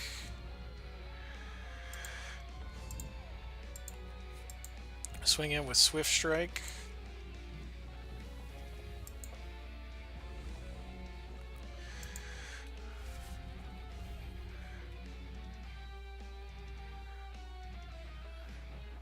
Nice. Yeah, it was the part that was the most challenging for me. Okay.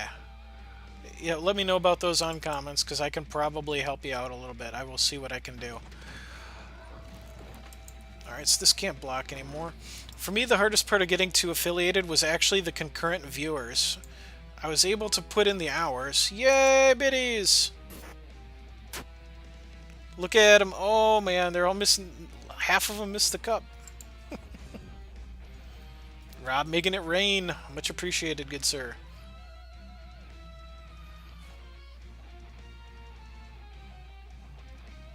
Yeah, I was having a hard time.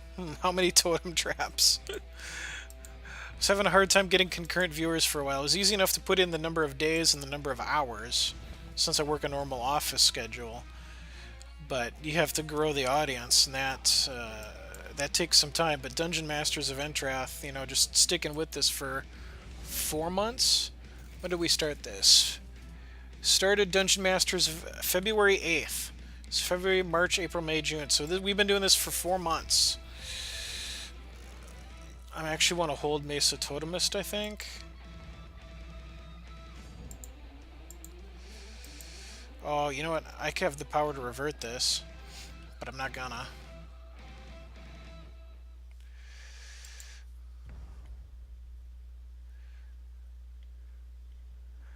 Yeah, working 55 hours is gonna do that. That's a long work week.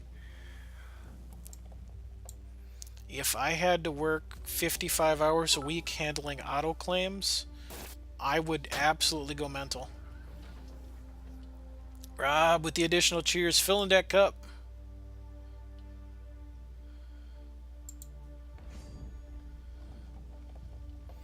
It's nice just to get, have access to a small passive revenue stream from cheers from people for doing what I was going to be doing anyway. Helps with the fun money budget. Replace auto claims with entitled college students, and that's my life. Oh.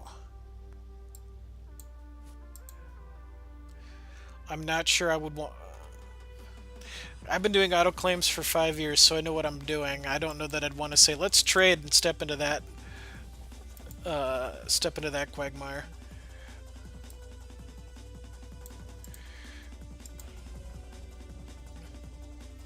Missed out on some of the good times in set 1 and 2. Only caught the. Oh, it's the super cheer! 250. Crashing down and becoming the bit boss. Once again, sincerely, thank you. I've been fairly regular myself about trying to farm Twitch bits for watching ads, because if you're in the US you can do that. I don't know about other countries, but I've been trying to spread the love around to some streamers as well, because I can earn a fair amount of bits just running ads while not really paying attention to things.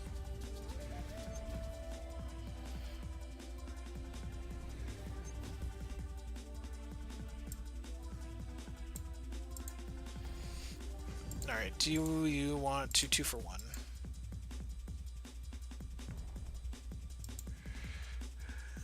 Just return the favor when I get mine and we're all good. There you go.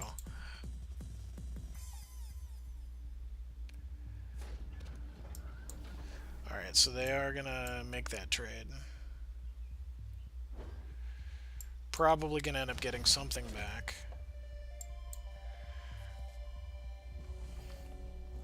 So unfortunately, Empowered Mesa Totemist is not very good right now, because we don't have any access to health gain triggers at the moment.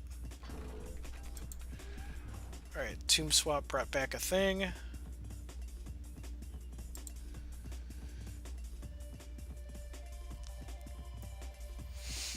Alright, so we've got 23 health. We can take some beatings for a while.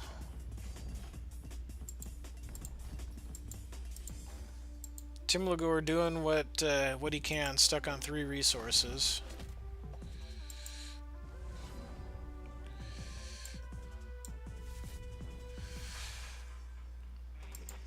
Alright, so I think I figured out what this deck wants to do. It wants to gain health and make huge Mesa Totemists.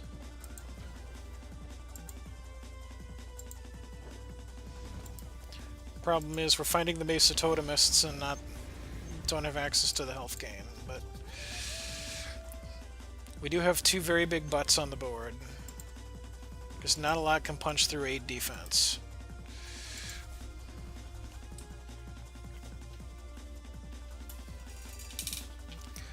auto hosting is good. I need to do more with my auto hosting. I have a bit of a list going, but it could definitely be fleshed out. And I prioritize my auto hosts to prioritize a couple. One celebrity or actor, Sam Witwer, who is like one of my favorite people. He has pretty high billing on the rare occasions he streams. But otherwise, my auto hosting really tends to favor smaller streamers and people who I think need the coverage. Because in the Hex community, if you're a regular Hex player, everybody knows who the regular Hex players are. I don't need to auto host those people because they're probably have big followings and are getting watched anyway, so they don't really need the help. They're doing just fine. So I like to try to find newer streamers, more obscure streamers, to help with the help them get a little bit more exposure. And I could do more in fleshing out that list. And Rob continuing to throw down dem biddies. You want that cup filled. Is that making it any bigger? Is that changing anything? We don't need to see how much time we've got. Alright, how many troops am I losing? Just one? That's fine.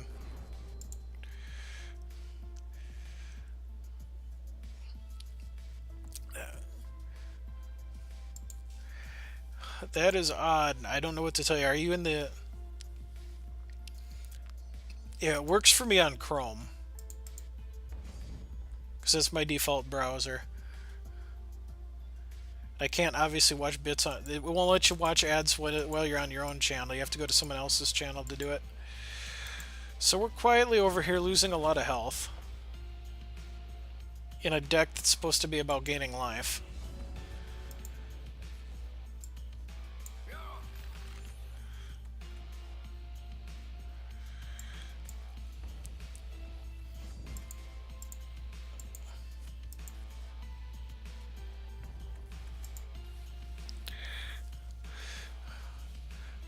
You wouldn't have found a way to pack more of 4 of those in? Yeah, nope.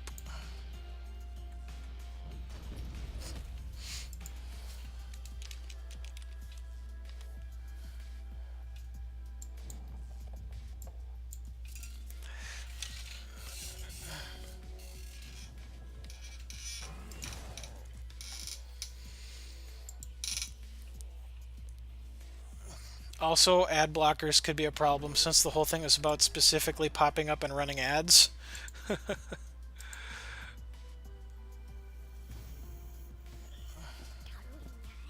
Oh, we're just torched. Yep, we're dead. That thing doesn't need to swing in.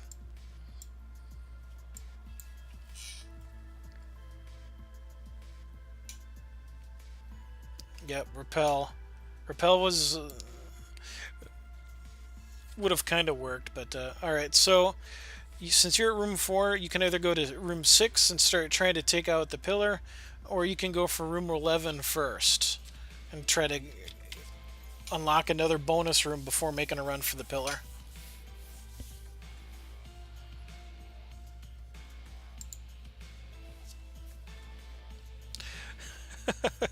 So suspicious. 11 for the win. All right, Tim Lagore wants bonus hype.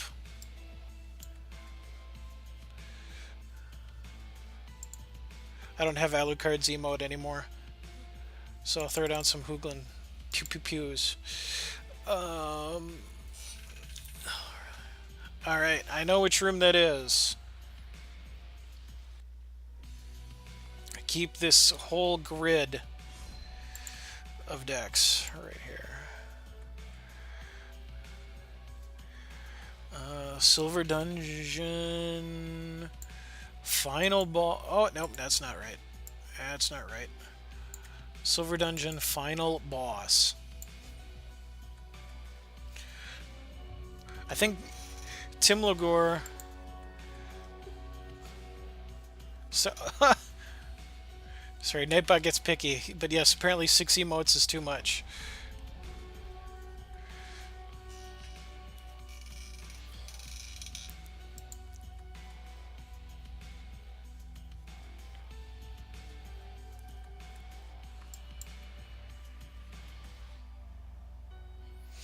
Alright, so we've got a couple Howling Braves and a Stink Troll. Oh, I think this is going to be a tough matchup for this deck. The what exists of a meta game for the common and uncommon unmortal game has gotten a lot faster, and I don't think this deck has all of the upgraded. I didn't push this deck. Let's say this was from a Dungeon Masters of Entrath phase where I did not push my advantage of rare cards as hard as I have started to since then. Because people have gotten very good at taking out decks. So I wanted to make sure difficulty balance was somewhat preserved. This may be one of the easier challenge rooms. Now watch me say that and then immediately wreck face.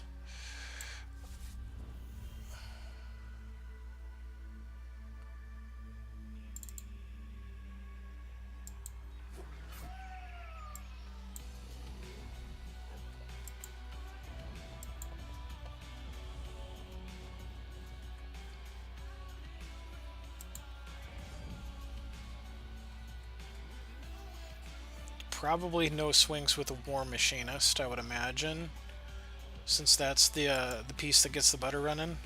Yeah, should have mulled. Uh-oh.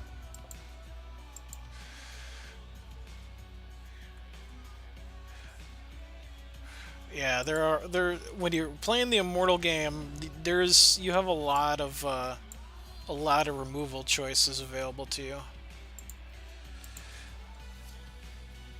Which is why I don't feel bad about doing some rare and legendary shenanigans in my decks, because most people should have access to things.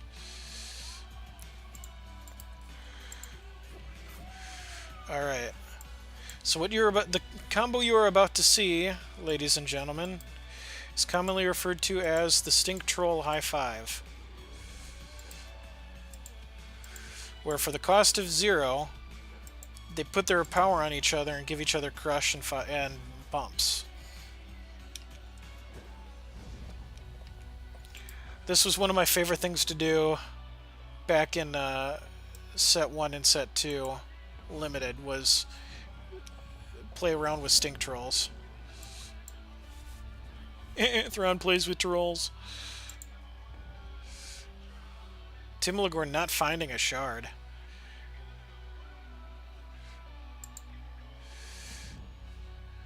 Stink Troll High Five is what you missed out on.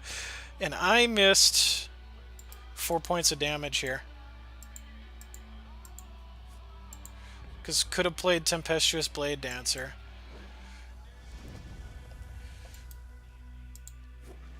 Well, we'll play it now. Yeah, 6, you're right. That was a lot of damage to miss. Probably doesn't matter. Well, Timlagor blaming himself for not mulliganing here.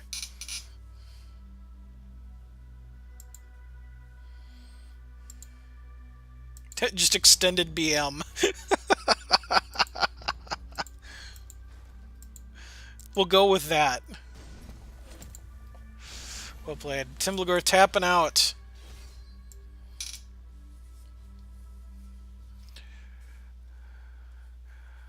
Alright, so let's take a quick moment to look at what this deck does. Stink Trolls for the high 5. Okay, there are Stink Shot Snipers in here from Primal Dawn as a rare to keep getting bigger. There are Justicars of Arendelle in here to keep getting bigger. Rekosaurus. When this attacks, all troops have Crush. So there's some shenanigans in there. And let's see, is that your... Yep, okay, that's your uncommons list. I will look at that after the stream and see what I can do to help you out. Artifaction. So that is everybody I was aware of who had a deck and wanted to play the dungeon. So we've seen runs from Raptos, Wingspear, Artifaction, and Timlagor. I have done the high 5 before in a Yeti Samurai deck, but I never would have known the insanely awesome nickname if it wasn't for Thrawn. There you go. The Stink Troll High 5. Trolls stick together. both in Hex and on the internet. So if there's anybody watching who has not yet played the dungeon tonight, please let me know, because I want to get any newcomers tonight a chance to go first. Barring that, if there's any viewers who would like a second crack at it tonight, we got about another hour, just probably not time for at least one or two more runs. Let me know. I'm in chat here, and I'll check that in a minute. I'm going to AFK for a moment here just to refill my water and take a quick bathroom break. And then I will be right back so that we can keep going strong for the next hour. It's going to be like 2 minutes.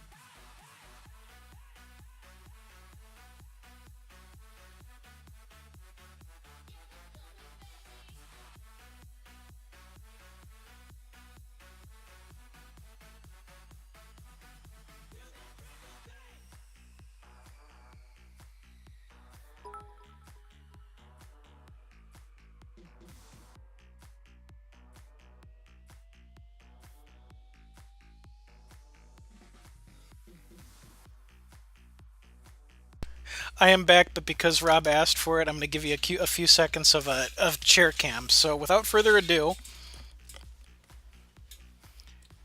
here's the chair that Thrawn sits in.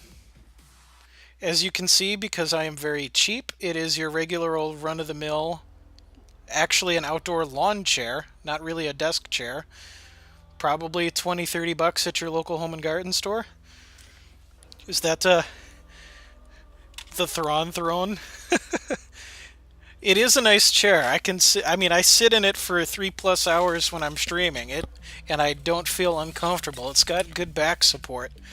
It actually gets the job done, and it's not a multi-$100, one of those super fine high-end deals, but it does what I need of it. So there you go, Rob. You got bona fide chair cam of the Thrawn throne trademark. I like that. Alright, let me make sure I've got all of my streaming affairs in order here. We need to update the prize list following Tim Lagore's run.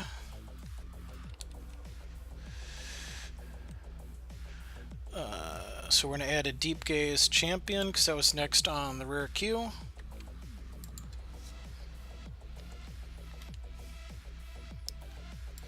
Oh, adding myself a rare queue was one of the smarter decisions I've done here, so I don't have to constantly dig through my collection about what are things I can spare. I can just go, okay, copy, paste, here's what's getting added in. Alright, so Stigma Buster was the first to say I can go again. So, you're up. Go ahead and slap me a challenge when you're ready. And again, as a reminder, just a heads up to everybody, since it's been a while since I mentioned this, we may have new people or come have gone. Next week, Dungeon Masters of Entrath is not on its normal Wednesday time. It will be at the same time of day, but next week I will be on Thursday instead of Wednesday. Next week, the first room in the dungeon is going to be changed. I'm going to make a unique deck for 1 week only that is kind of a little bit of a teaser of the spoiler. And then later on in next week's stream, I will have a brand new Frostheart spoiler for y'all.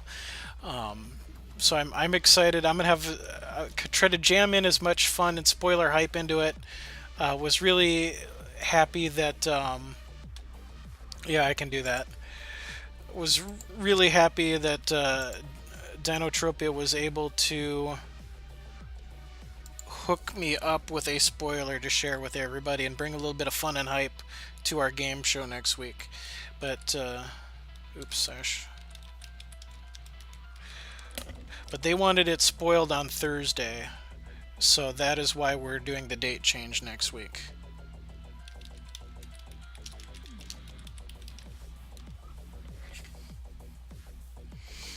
Because I will respect their schedule and the requests that came of it for the opportunity to share a new, as yet unseen card.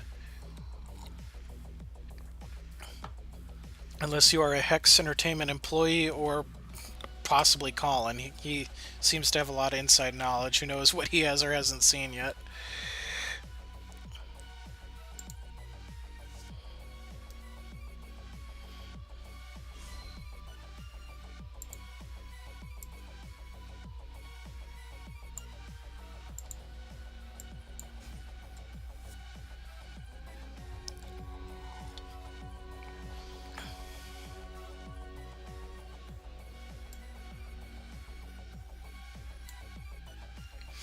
You'll note on bit bosses, every time a bit boss has been defeated, their HP goes up. Ooh, 5 shards and some expensive things. I'm gonna greed keep this. I should probably throw it if we're being honest with ourselves. But every time a bit boss is defeated, they go up by 100 HP. I'm probably going to incentivize long-term goals where if it hits certain milestones, I will do special things. Like I think if it goes over 1,000, or if somebody becomes definitely if somebody becomes a boss over 2,000, then I would consider 12 or 24-hour streams, and then reset the whole thing to start it over. Tim Lagore, let me see here. I'm going to pull up the map real quick. Tim Lagore beat room 1, beat room 4, and then lost on bonus room 11, if I am recalling that pattern correctly.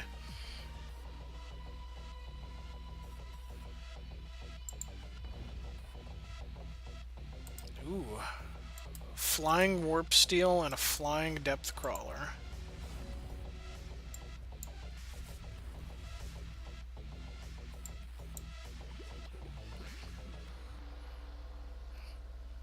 Okay.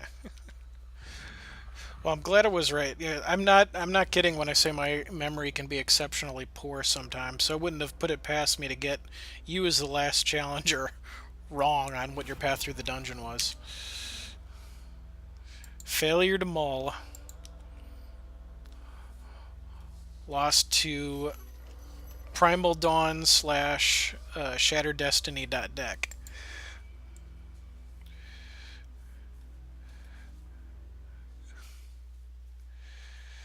You can get in the rematch queue.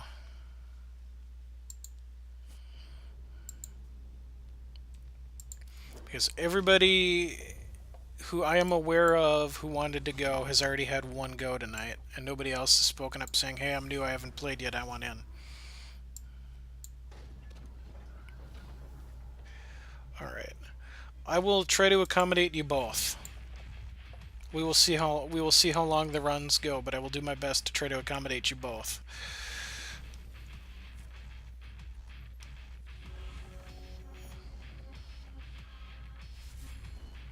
So that needs dwarves or artifact.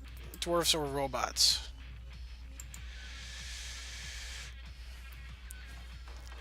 Bit boss and there's healing. Boss healing is bit boss healing is enabled, so if anybody started trying to chip away at you, you could theoretically throw bits in it to heal yourself and remain to boss. I don't know. I think it's kind of a little bit of fun, more interactive system. I know it's gotten me to throw bits at some streamers before because I wanted to be the bit boss and kind of show up as the patron of the channel for a little while. But I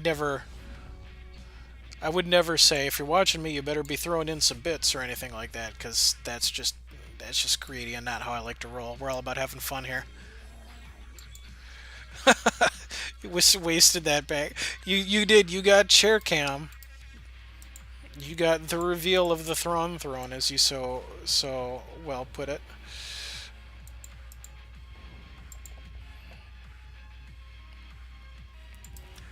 Construction plans Warhulk. This is an older one, so exhaust one or more dwarves and or robots you control to add counters to it. Then if there's 5 or more, it transforms into a 5/5 with crush. And that is the final dwarf needed for Electroid to be online. And oh, what a good hit! Rage 2 flight speed, the mortar trike driver off of the Windborne Ascension here, which created a troop and gave it flight.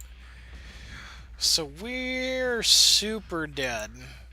And this is why you don't keep hands that really start playing the game at turn 4.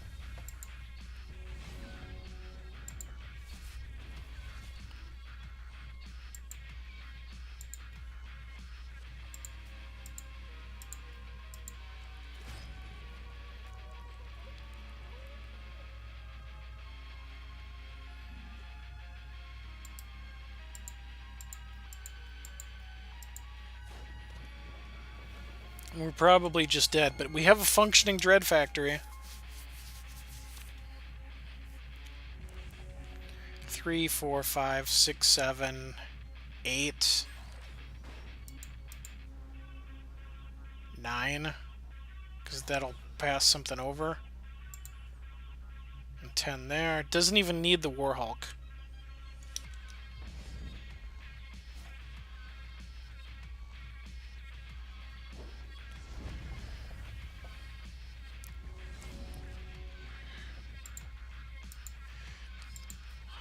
Kill you.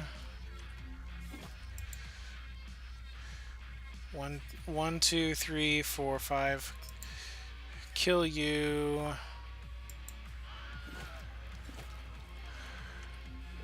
Die anyway.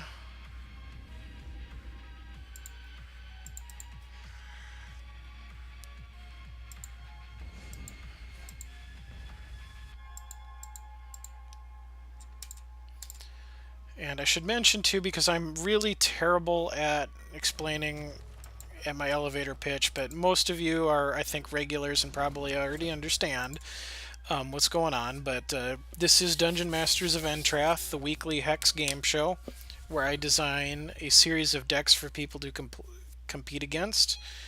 And if you make it all the way to the end of the dungeon, you win a special prize. If you lose anywhere along the way, the dungeon run ends and the prize pool gets bigger for future challengers. This is the Labyrinth of Evil, which is the biggest dungeon I have yet designed, with 21 possible encounters in it.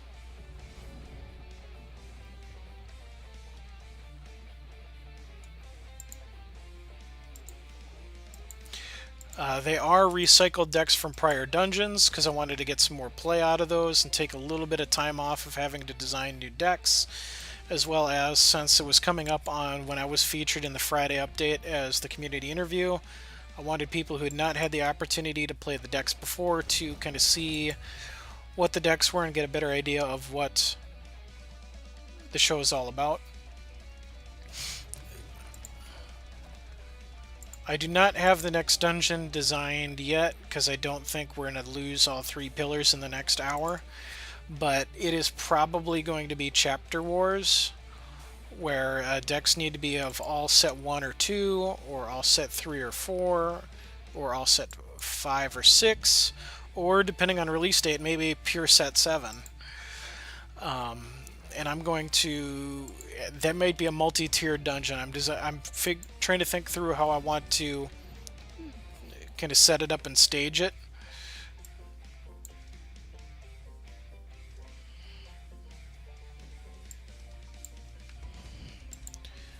because I don't want it to be too big and too complicated for people to figure out what they're doing in the dungeon. But if I can look at some old deck lists, but I want to kind of keep that a budget format too, so there probably isn't a whole wealth of pre-built set 1 and 2 common and uncommon decks.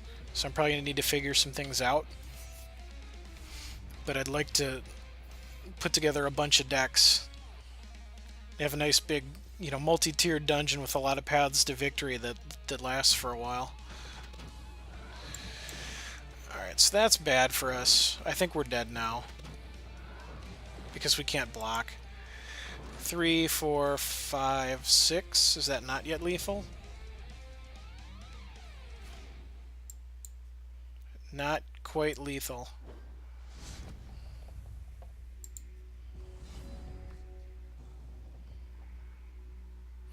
Okay, so we have a chance.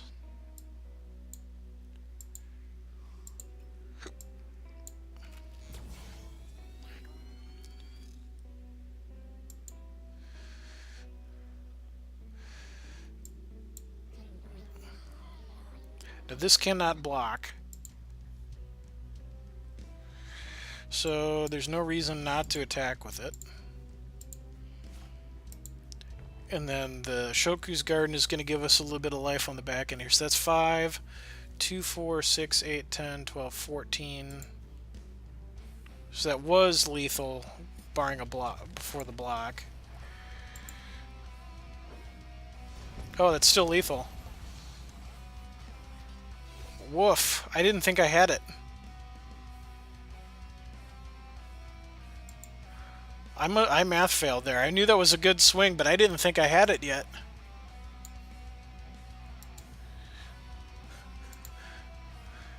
Bam! It all came together with a couple nice draws at the end there. I thought you had me for a second there too. It was getting pretty close. I mean, I was down to like 1 hit point there for a second, wasn't I? It was close. Alright, so I believe Wing Spear's up next in line. I added 2k gold into the prize pool. So we're at 15,000 gold donation, which is, or gold prize, which is enough to buy a Kismet Reverie pack. I need to get some more gold because I'm getting close to IOU gold territory if the pot gets too big.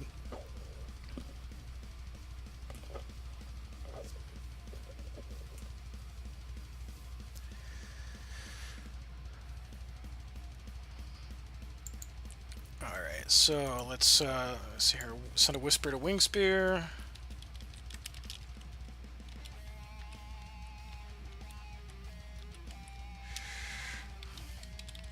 Challenge when ready.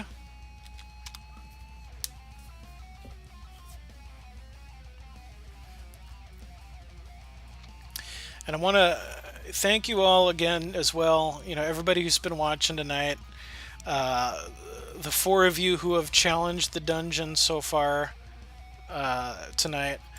That, you know, it has been continuous dungeon action from the very beginning of the stream, and we're going to have continuous dungeon action all the way through.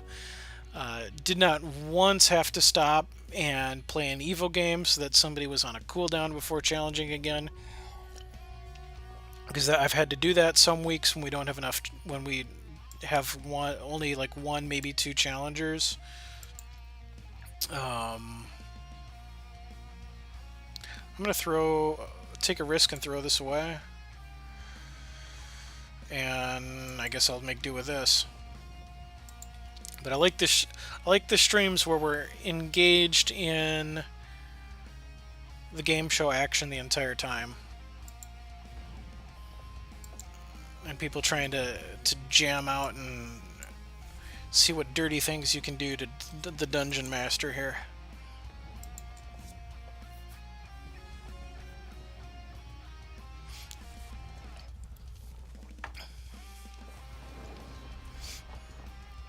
Okay, Blessed Scout is probably going to get some work in unless we draw another Blood Shard to go off the top. Never didn't have it.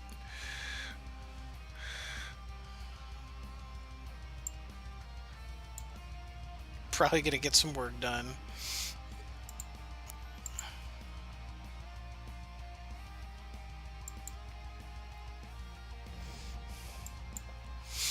Alright, so Strangle is good to go. I keep forgetting. Once a dungeon is debuted, I do not change the decks because I want people who are trying to build decks around them or know what you're getting into to have a consistent experience. But I really need to edit this deck to put in the AA Strangles. Because, I mean, that's not really changing the deck. It's the same cards. Alright. Since you already have a Spell Shield Droka out here, I need to try to delay the arrival of a ton of Spell Shielded crap as long as I can.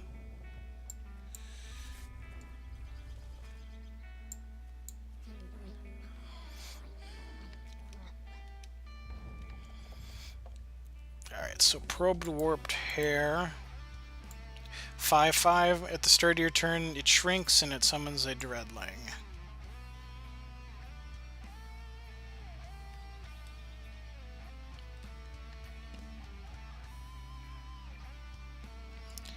I've never experimented with it, but this seems like a card that'd be a fun target if you can get some kind of recurring... And it's gone. If you could get some kind of recurring reversion effect on it, and just kind of make it a 5/5 for every turn. Some kind of weird, like, Filcate Brew in Immortal. I bought so many Filcapes when they were cheap because I thought its constant reversion effect was going to be an ability that took off. And I was so wrong. Filcape never never went where I wanted it to. So that was Thrawn trying to play the auction house and losing on that one. However, the Emberspire Witch, which is the one where champions cannot gain health, I made a ton of money flipping those. I put the make a copy when it swings, revert this one. Yeah, that one is fun. Oh, we can't block. Alright, we're taking it.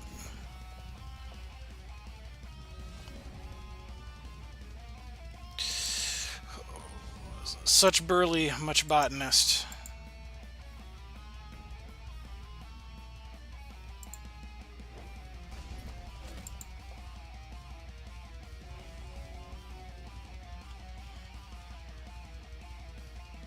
So Spell Shield is going to be a major problem. Minor gem, major headaches. Made a ton of money flipping what? Emberspire Witch.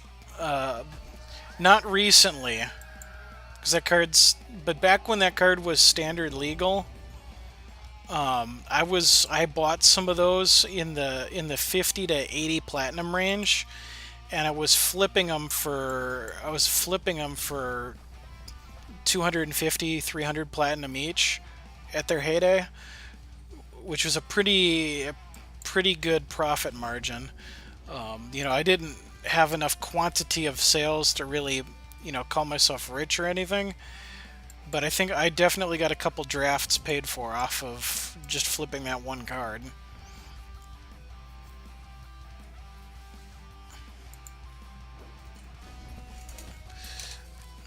Alright, so we're living in a world without targets for removal, and really botanists that we cannot currently afford.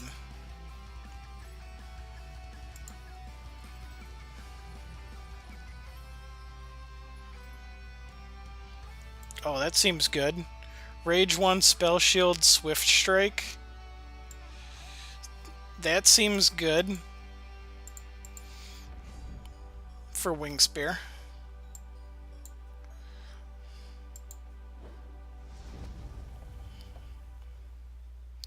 Oh, we super dead. Not just regular dead, but super dead.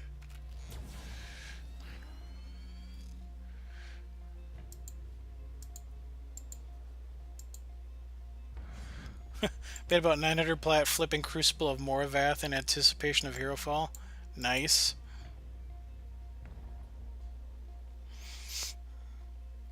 When the Kismet's reserve packs came out, that very first day I cracked open 2 copies of the Mercenary, immediately put one up on the auction house because it was day one. I put it up at like 900, 1000 platinum, which I thought was ridiculous. I was like, I'm just going to put this up as for lols. It sold in under a minute. It was up and it was gone almost immediately. I was like, okay.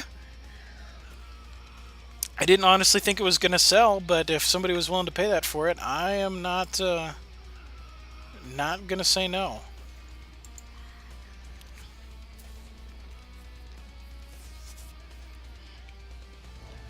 So on a scale of 1 to dead,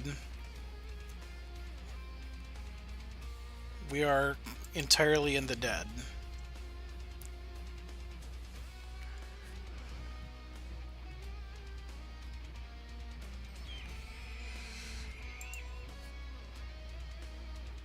Four, 5, 6, 7, 8, 9, 10. We're dead. It doesn't matter how we block, we're dead.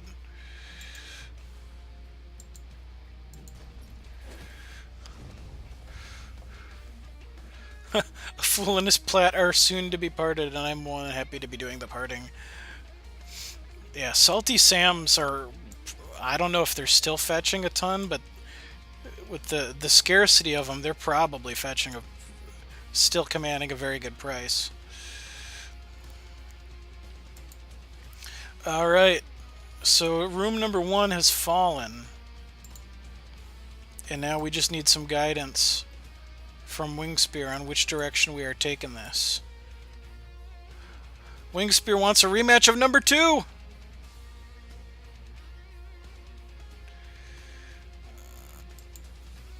Alright, send me a challenge when you're ready.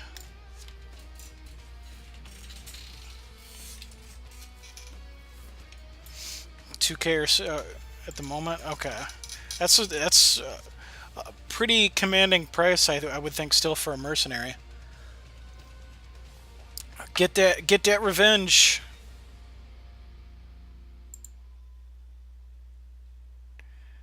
And I'm going to try to see if I can... I'm taking a risk, a multitasking risk here, but I think I can do this while I wait for a challenge. Okay, reminder to self, that's the deck. Pipit 6.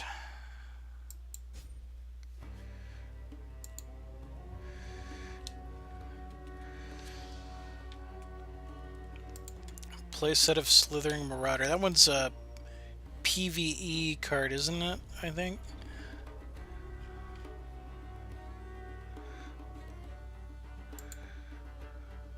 Oh god, okay. No, I can't multitask. We're gonna do this later.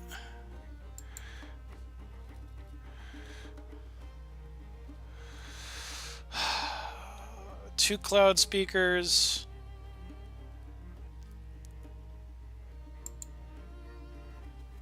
Lets you play actions from the crypt. Nice. I'm torn on if I want to keep this or not. This is so close to being great. I'm gonna greed. Two cloud speakers are gonna gum up the board early. We have 2 aerial superiorities. So once we find the troops that fly, things can be great. It's just a couple more shards and finding the things that fly.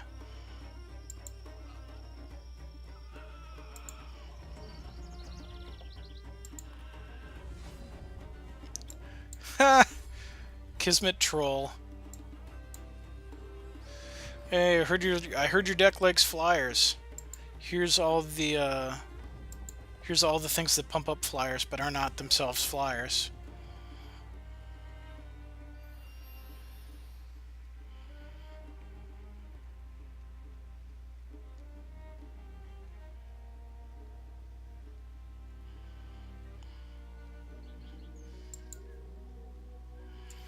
Alright, so anything that is a shard or flies is a good draw here.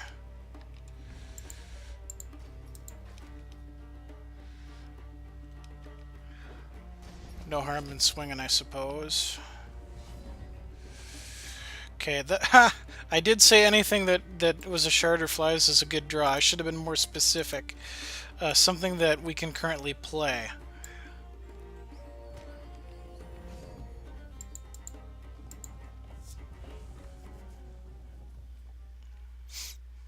It's like when you wish for when you make a wish to a genie, you need to be really careful about what your wish is and how it's worded. Otherwise, the stories always go, something you're not going to get what you wanted. That was that moment right there of not getting what I wanted because I was not specific enough. All right, so Kismet, we're going to try this again. A shard that is sapphire or a card that we can play is an okay draw.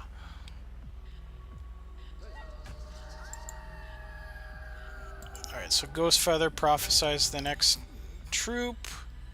Can turn something else into a Spirit Eagle. This is going to be interesting and a little awkward if we're not both stuck on 2.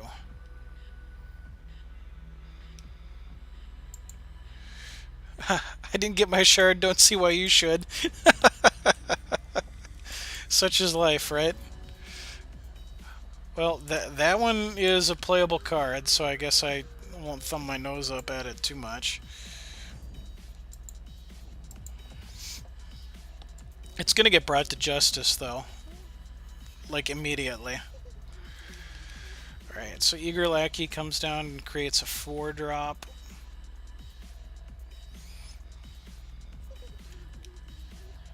Alright, Wing Spear. Turning the Ghost Feather into a Spirit Eagle. When Spirit Eagle attacks, exhaust target opposing troop without flight.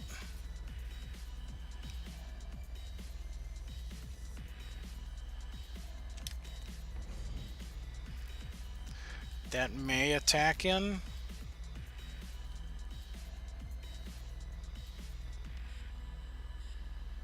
Need to hit some running shards here.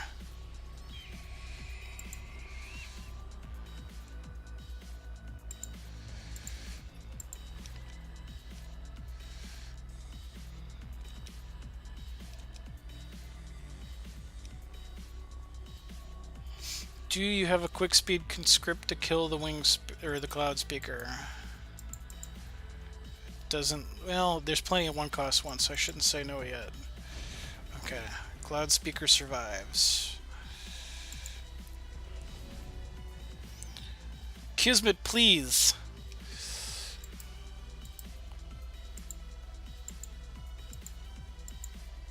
Alright, I'm just gonna fatten you up so it hurts all the more when you're avoided.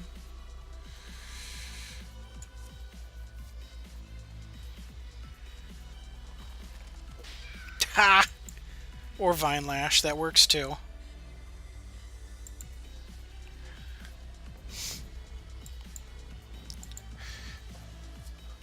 Wing Spear, humbled by his initial defeat to Fiona Honeyfinch, went back to the drawing board and licked his wounds, and came back with tech specifically designed to hate the thing which killed him before.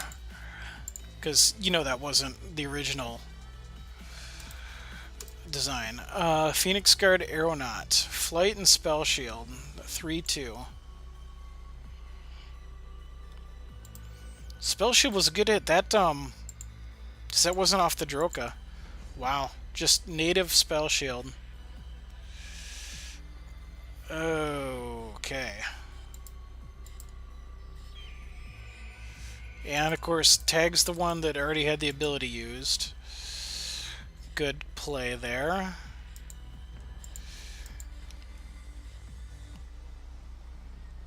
I'm not quite ready to give up the Cloud Speaker. Thunderbird is now pretty much in junk category. Going into that.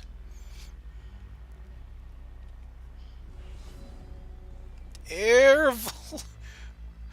These draws are so bad! These draws have not found a shard yet. Well, we're not playing Air Superiority because there's nothing superior about our Air Force.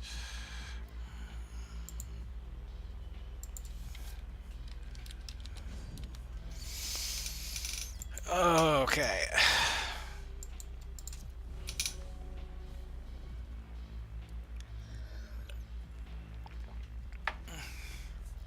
This is suboptimal. Lots of cloud speakers.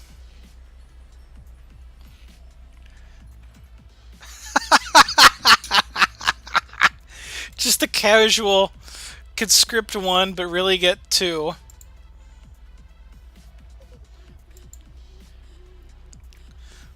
Yeah. Yeah, I think we're dead. So, yeah, I don't care which one. These both still have their ability on them, but we're going to try to do what we can to stall for time.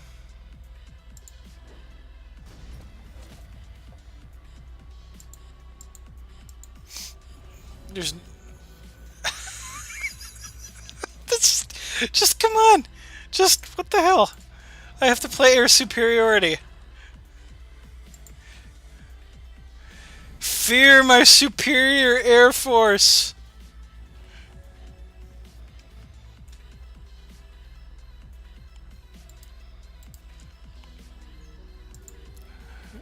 Such pretty birds. Alright, so what's the latest conscript hit? Oh, we can't block anything now. Charge power hit that one. They'll block that. And we don't even get to know what it hit.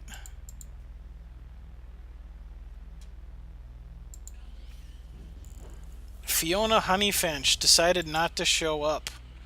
Easiest revenge ever for Wing Spear.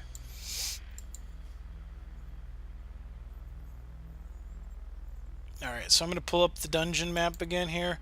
Room 10, the map's not updated, but room 10 is closed for business. Artifaction took that out and won an Evo pack. So Wing Spear, you have your choice of going up to room 6 and making an assault on pillar number 1, or going down to room 9 and working your way towards pillar number 2. Either way, if you take out a pillar, you win the grand prize from the current pool. Okay, you're going to 9. Ooh! Wants to have a go at the Avatar of Ruby. Alright, let's do this. We saw the Avatar of Ruby earlier tonight. Uh-oh.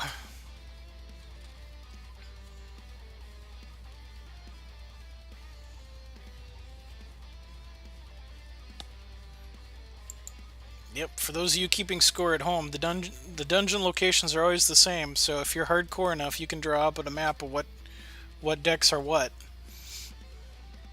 Because that's literally what I'm going off of to know what I need to be doing.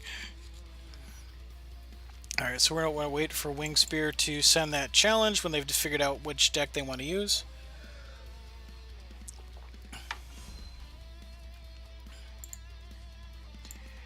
Avatar of Ruby. And let's see if we can get as solid a starting hand as we had last time.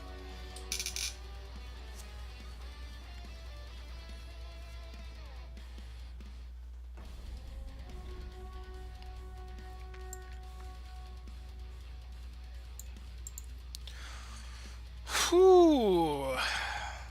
It needs a shard.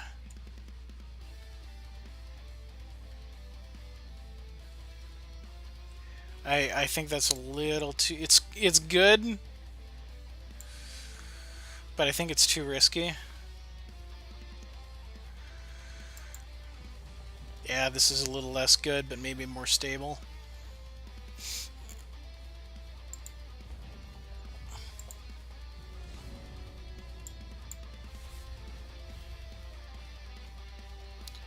We have some means to protect the Flame Guard and stop things from blocking it. This hand is not as...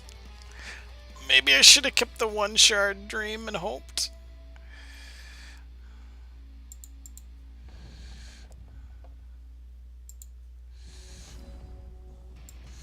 We got lots of fireballs, though.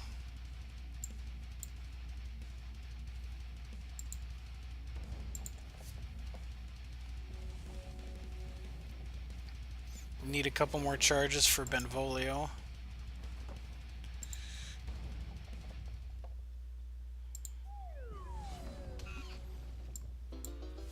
Alright, now fireballs are online.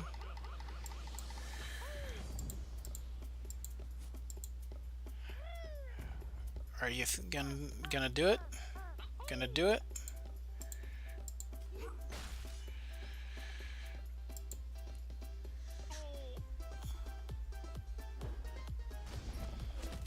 And these are quick, right? Fireballs are quick. So we have a fistful of burnination.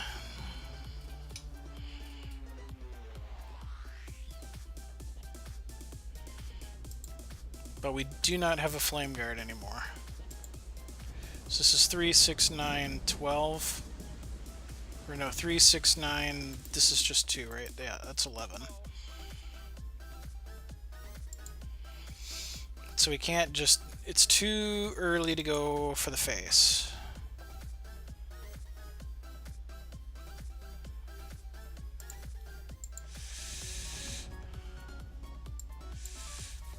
Kept 2 shards and nothing since.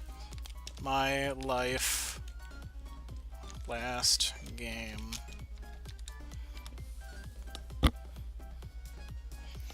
Alright, let's Benvolio for a card. Take our Bolt Spasm. And just pass the turn back. I believe the curve on this deck tops out at 4, so by the time we can play the charge power, anything that Benvolio is going to draw is going to be playable.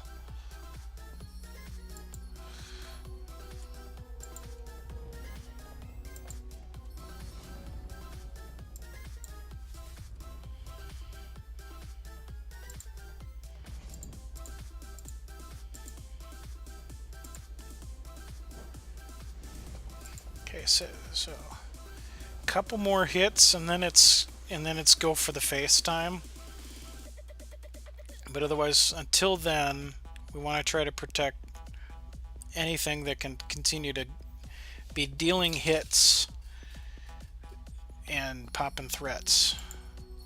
So Conscript is going to get gross. Never mind, it might just be go for the face. Because double Sacred Stances are going to put anything that's conscripted very quickly out of, almost immediately out of range of this stuff.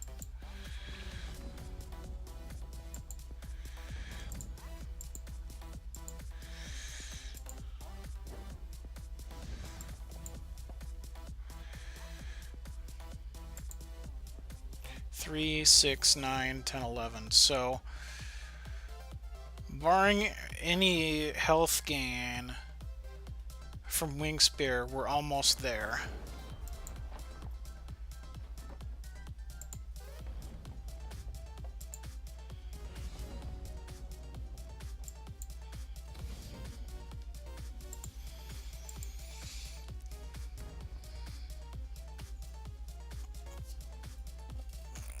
One, 2, 3, 4, 5. We can basically play out the hand.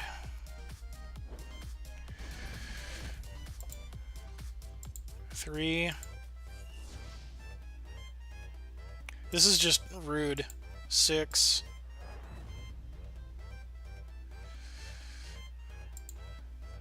Three more. Yeah, that's lethal.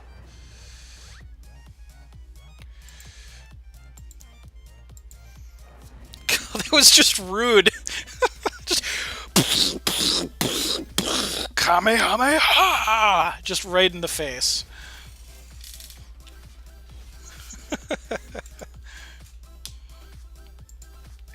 GG's Wing Spear. Sorry about the shard screw on that one and not really getting your engine going. The Avatar of Ruby doesn't mess around. You need to set up quickly or have a removal game on point, or you will get taken down. So many fire. Yeah, all the removal. Alright, so I am updating the prize pool here real quick, and we're going to throw in a purge to the list of rares that are in the grand prize pool.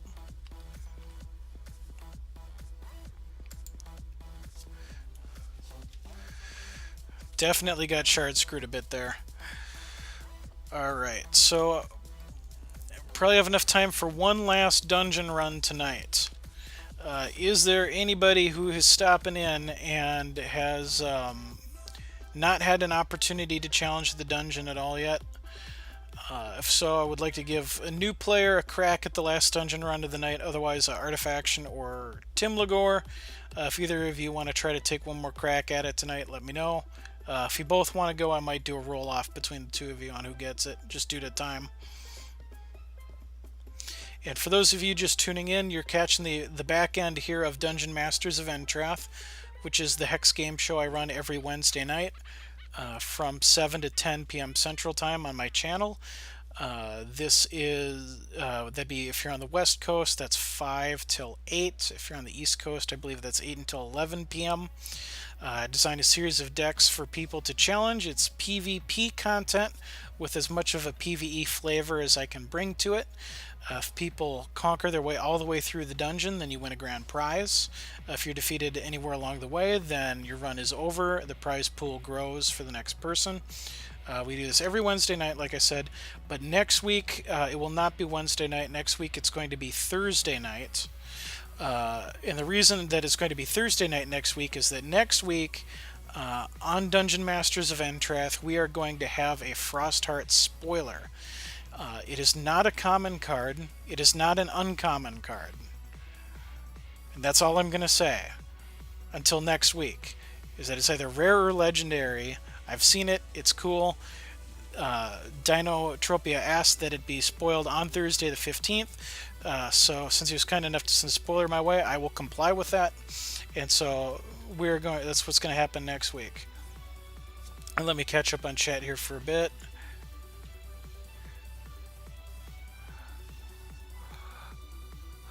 Game of roll off then. We got time for two people unless someone went. Yeah, we only really got what's beyond rare or legendary. It's just rare or legendary. Let me grab my dice real quick so we can do a proper roll off, because we really only got enough time for one more run. And I will give Rob some. Build the spoiler into that dungeon. Each win reveals a piece. Well, the first deck of the dungeon next week is going to be changed. It's going to be a new Room 1 deck for 1 week only that kind of hints as to what the stream is.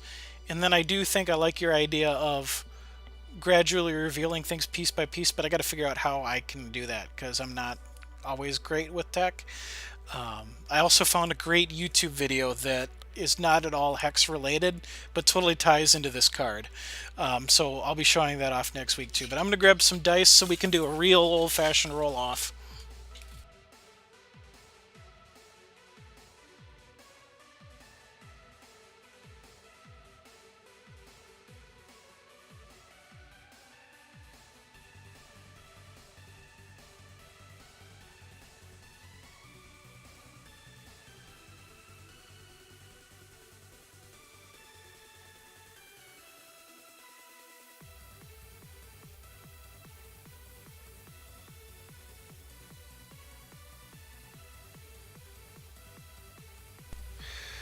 Okay.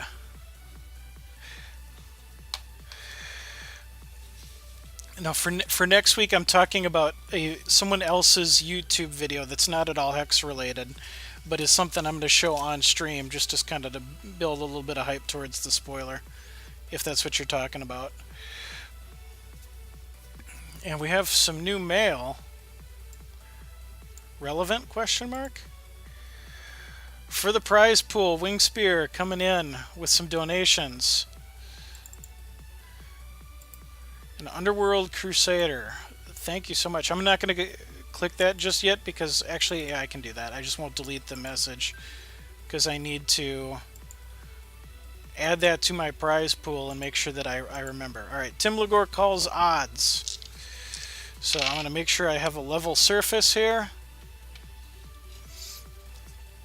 And make sure that this can be seen.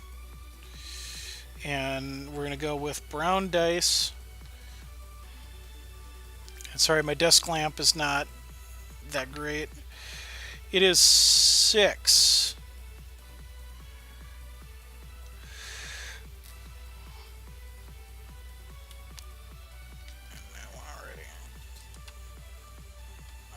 It was 6. So Timogor, you called odds. 11. I win. So Artifaction wins the roll. Ed is immediately ready with the challenge. Thank you. Silvers, SS room 1, accept. Put my dice tray down here.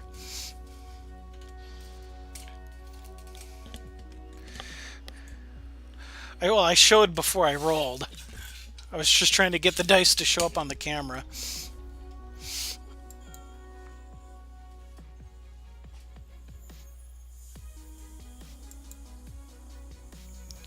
Kismet has favored you. Artifaction rolling up with Gorn this time. So thankfully we are not going to have to slog our way through Mirror Match the second. And I need to pull my mirror up here. My mirror, my monitor, words, English.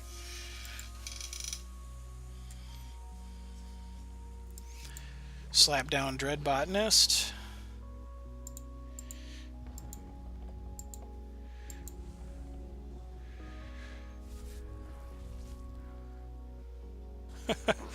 Totem traps and stone skins for Ruby. That would be a good way to deal with the problem.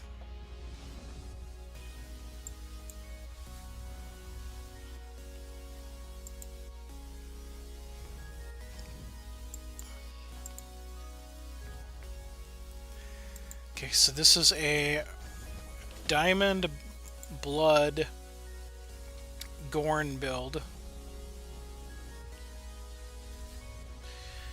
And unless we draw something, we don't have a play for 2 more turns. Yeah, Bring to Justice is very definitely, highly likely too slow. Oh wow, Max Rage, Glyph of Hatred. So can't even block this. There's our buddy Paladin of the Necropolis again. Did not need to see a shard.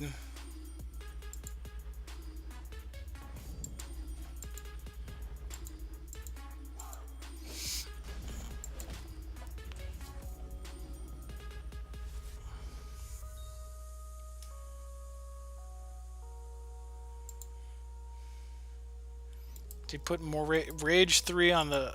What? Such rage.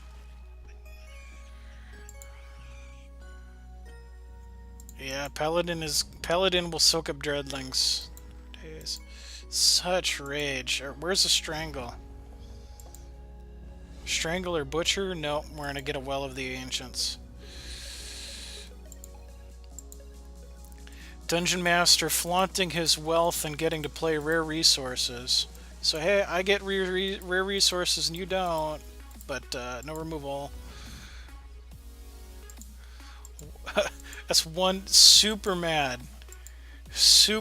brawler. It's gonna single-handedly defeat. It's gonna single-handedly win this encounter.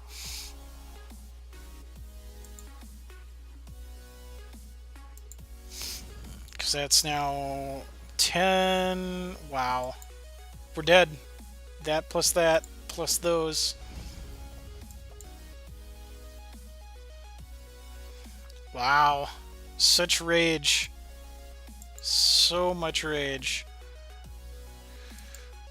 Alright, so the $1 million question, of course.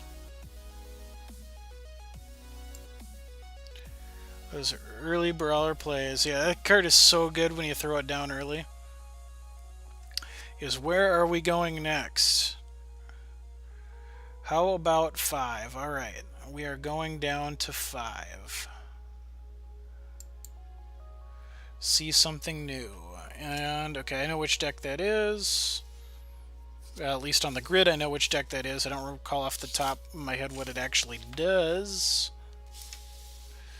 But I know which list I need to select. So throw me the challenge when you're ready.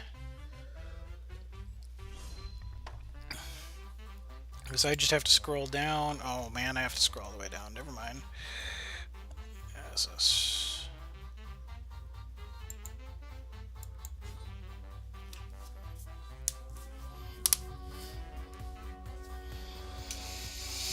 Alright, what is this deck?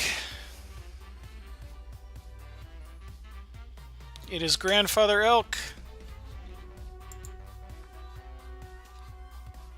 It is a Grandfather Elk Rage Fire deck.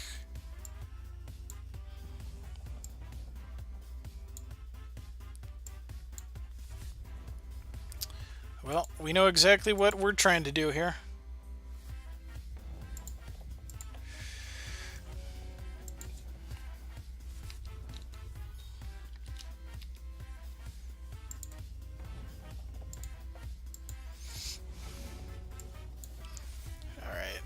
So, despite having 3 more shards in hand, I would like to see a wild shard next turn so that the Arendelle Monk comes down. Alright, so that is a lot less scary when you have a Feed the Flames in hand. And hey, ask and Kismet shall provide every once in a while.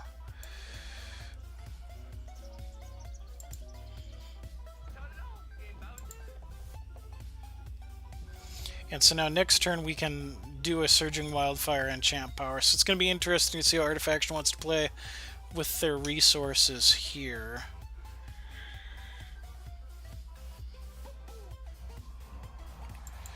Throws down a Paladin. Feed the Flames is not going to stop that.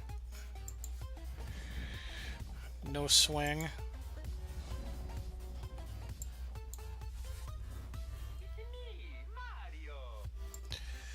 Alright, so let's boss level plays.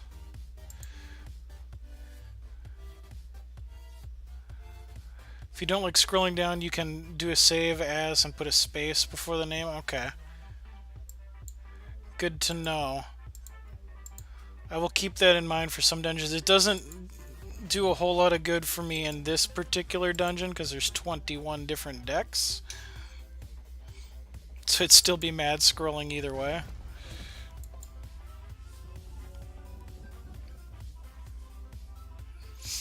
Alright, can these two single-handedly steal the show?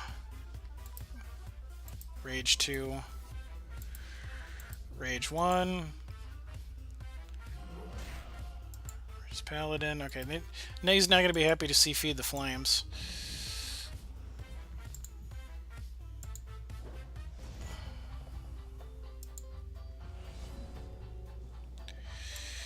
And Pyre Strike. So what's the better Pyre Strike target? This probably to stop all the health gaining.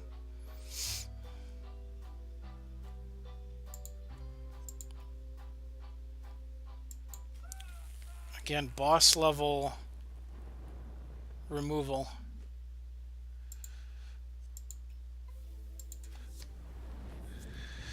Feed the Flames. This deals 3 damage to a troop, and then if you scrounge 3, it deals double that damage.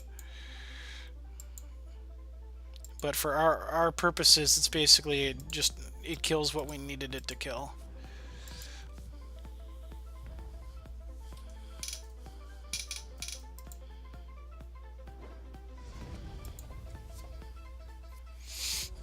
Alright, so it's game over if Surging Wildfire gets to swing again.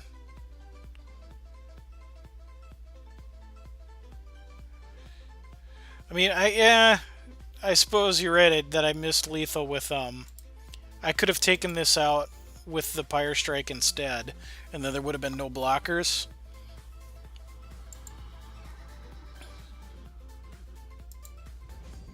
Now that cannot trip its power.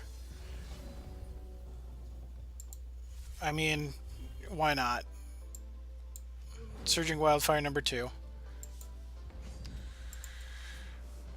And Surging Wildfire just wins on the swing because it deals some nasty damage. Wildfire.deck. You better believe there's 4 in there. Some Iotachi Brutes, where the swinging helps make them cheaper. Tempestuous Blade Dancer can be a little bit slow, but also just I still love this card. One of my favorite elves.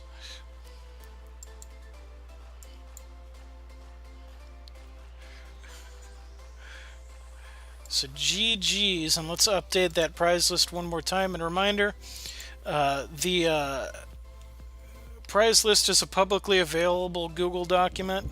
I do it that way so that rather than put a huge list of text on the screen, people can check it at any time while I'm streaming. So it's exclamation prizes to take a look at what the current prize list is.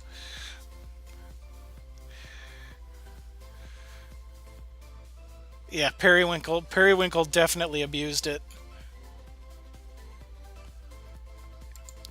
Alright, so that was a great night. We had dungeon challengers the entire time. Good runs from Raptos, Wingspear, Artifaction, and Timlagor, all taking cracks at it. No pillars have fallen this night, but the prize pool has grown.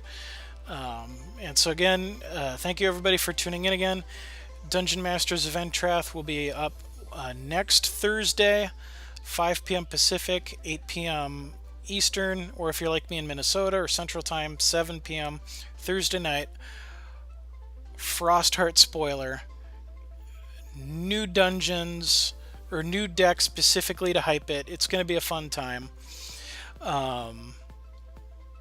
First run that I did was probably your best dungeon ever. Yeah, I think you cleared one. So it's going to be fun. I've been kind of a fat lazy ass lately, and I have not been doing enough exercise streams. I have Friday off, so I am committed to at some point on Friday putting myself on a treadmill and walking while playing some Hex and trying to work my way towards Cosmic. And I don't really have any current plans for the weekend, so I may do some exercise streams over the weekend as well to keep working on my weight loss goals and all of that. So yeah, that'll do it for me tonight. This episode was going to be uploaded to YouTube probably on Friday, but the video on demand will of course be available on my Twitch channel. Use a gamepad on your treadmill sometimes. Yep, you got to be careful what games you play with that. I tried playing Titanfall on a treadmill once, and I fell because the action on the game did not match the action of my feet, and it threw off my equilibrium, and so I biffed on the treadmill, and I have a nice scar on my leg for that now. So low movement games only if you're going to try to walking game at the same time. Absolutely do not try high action unless your sense of balance is much better than mine. I'm a twig, nothing left as much as I play Hex.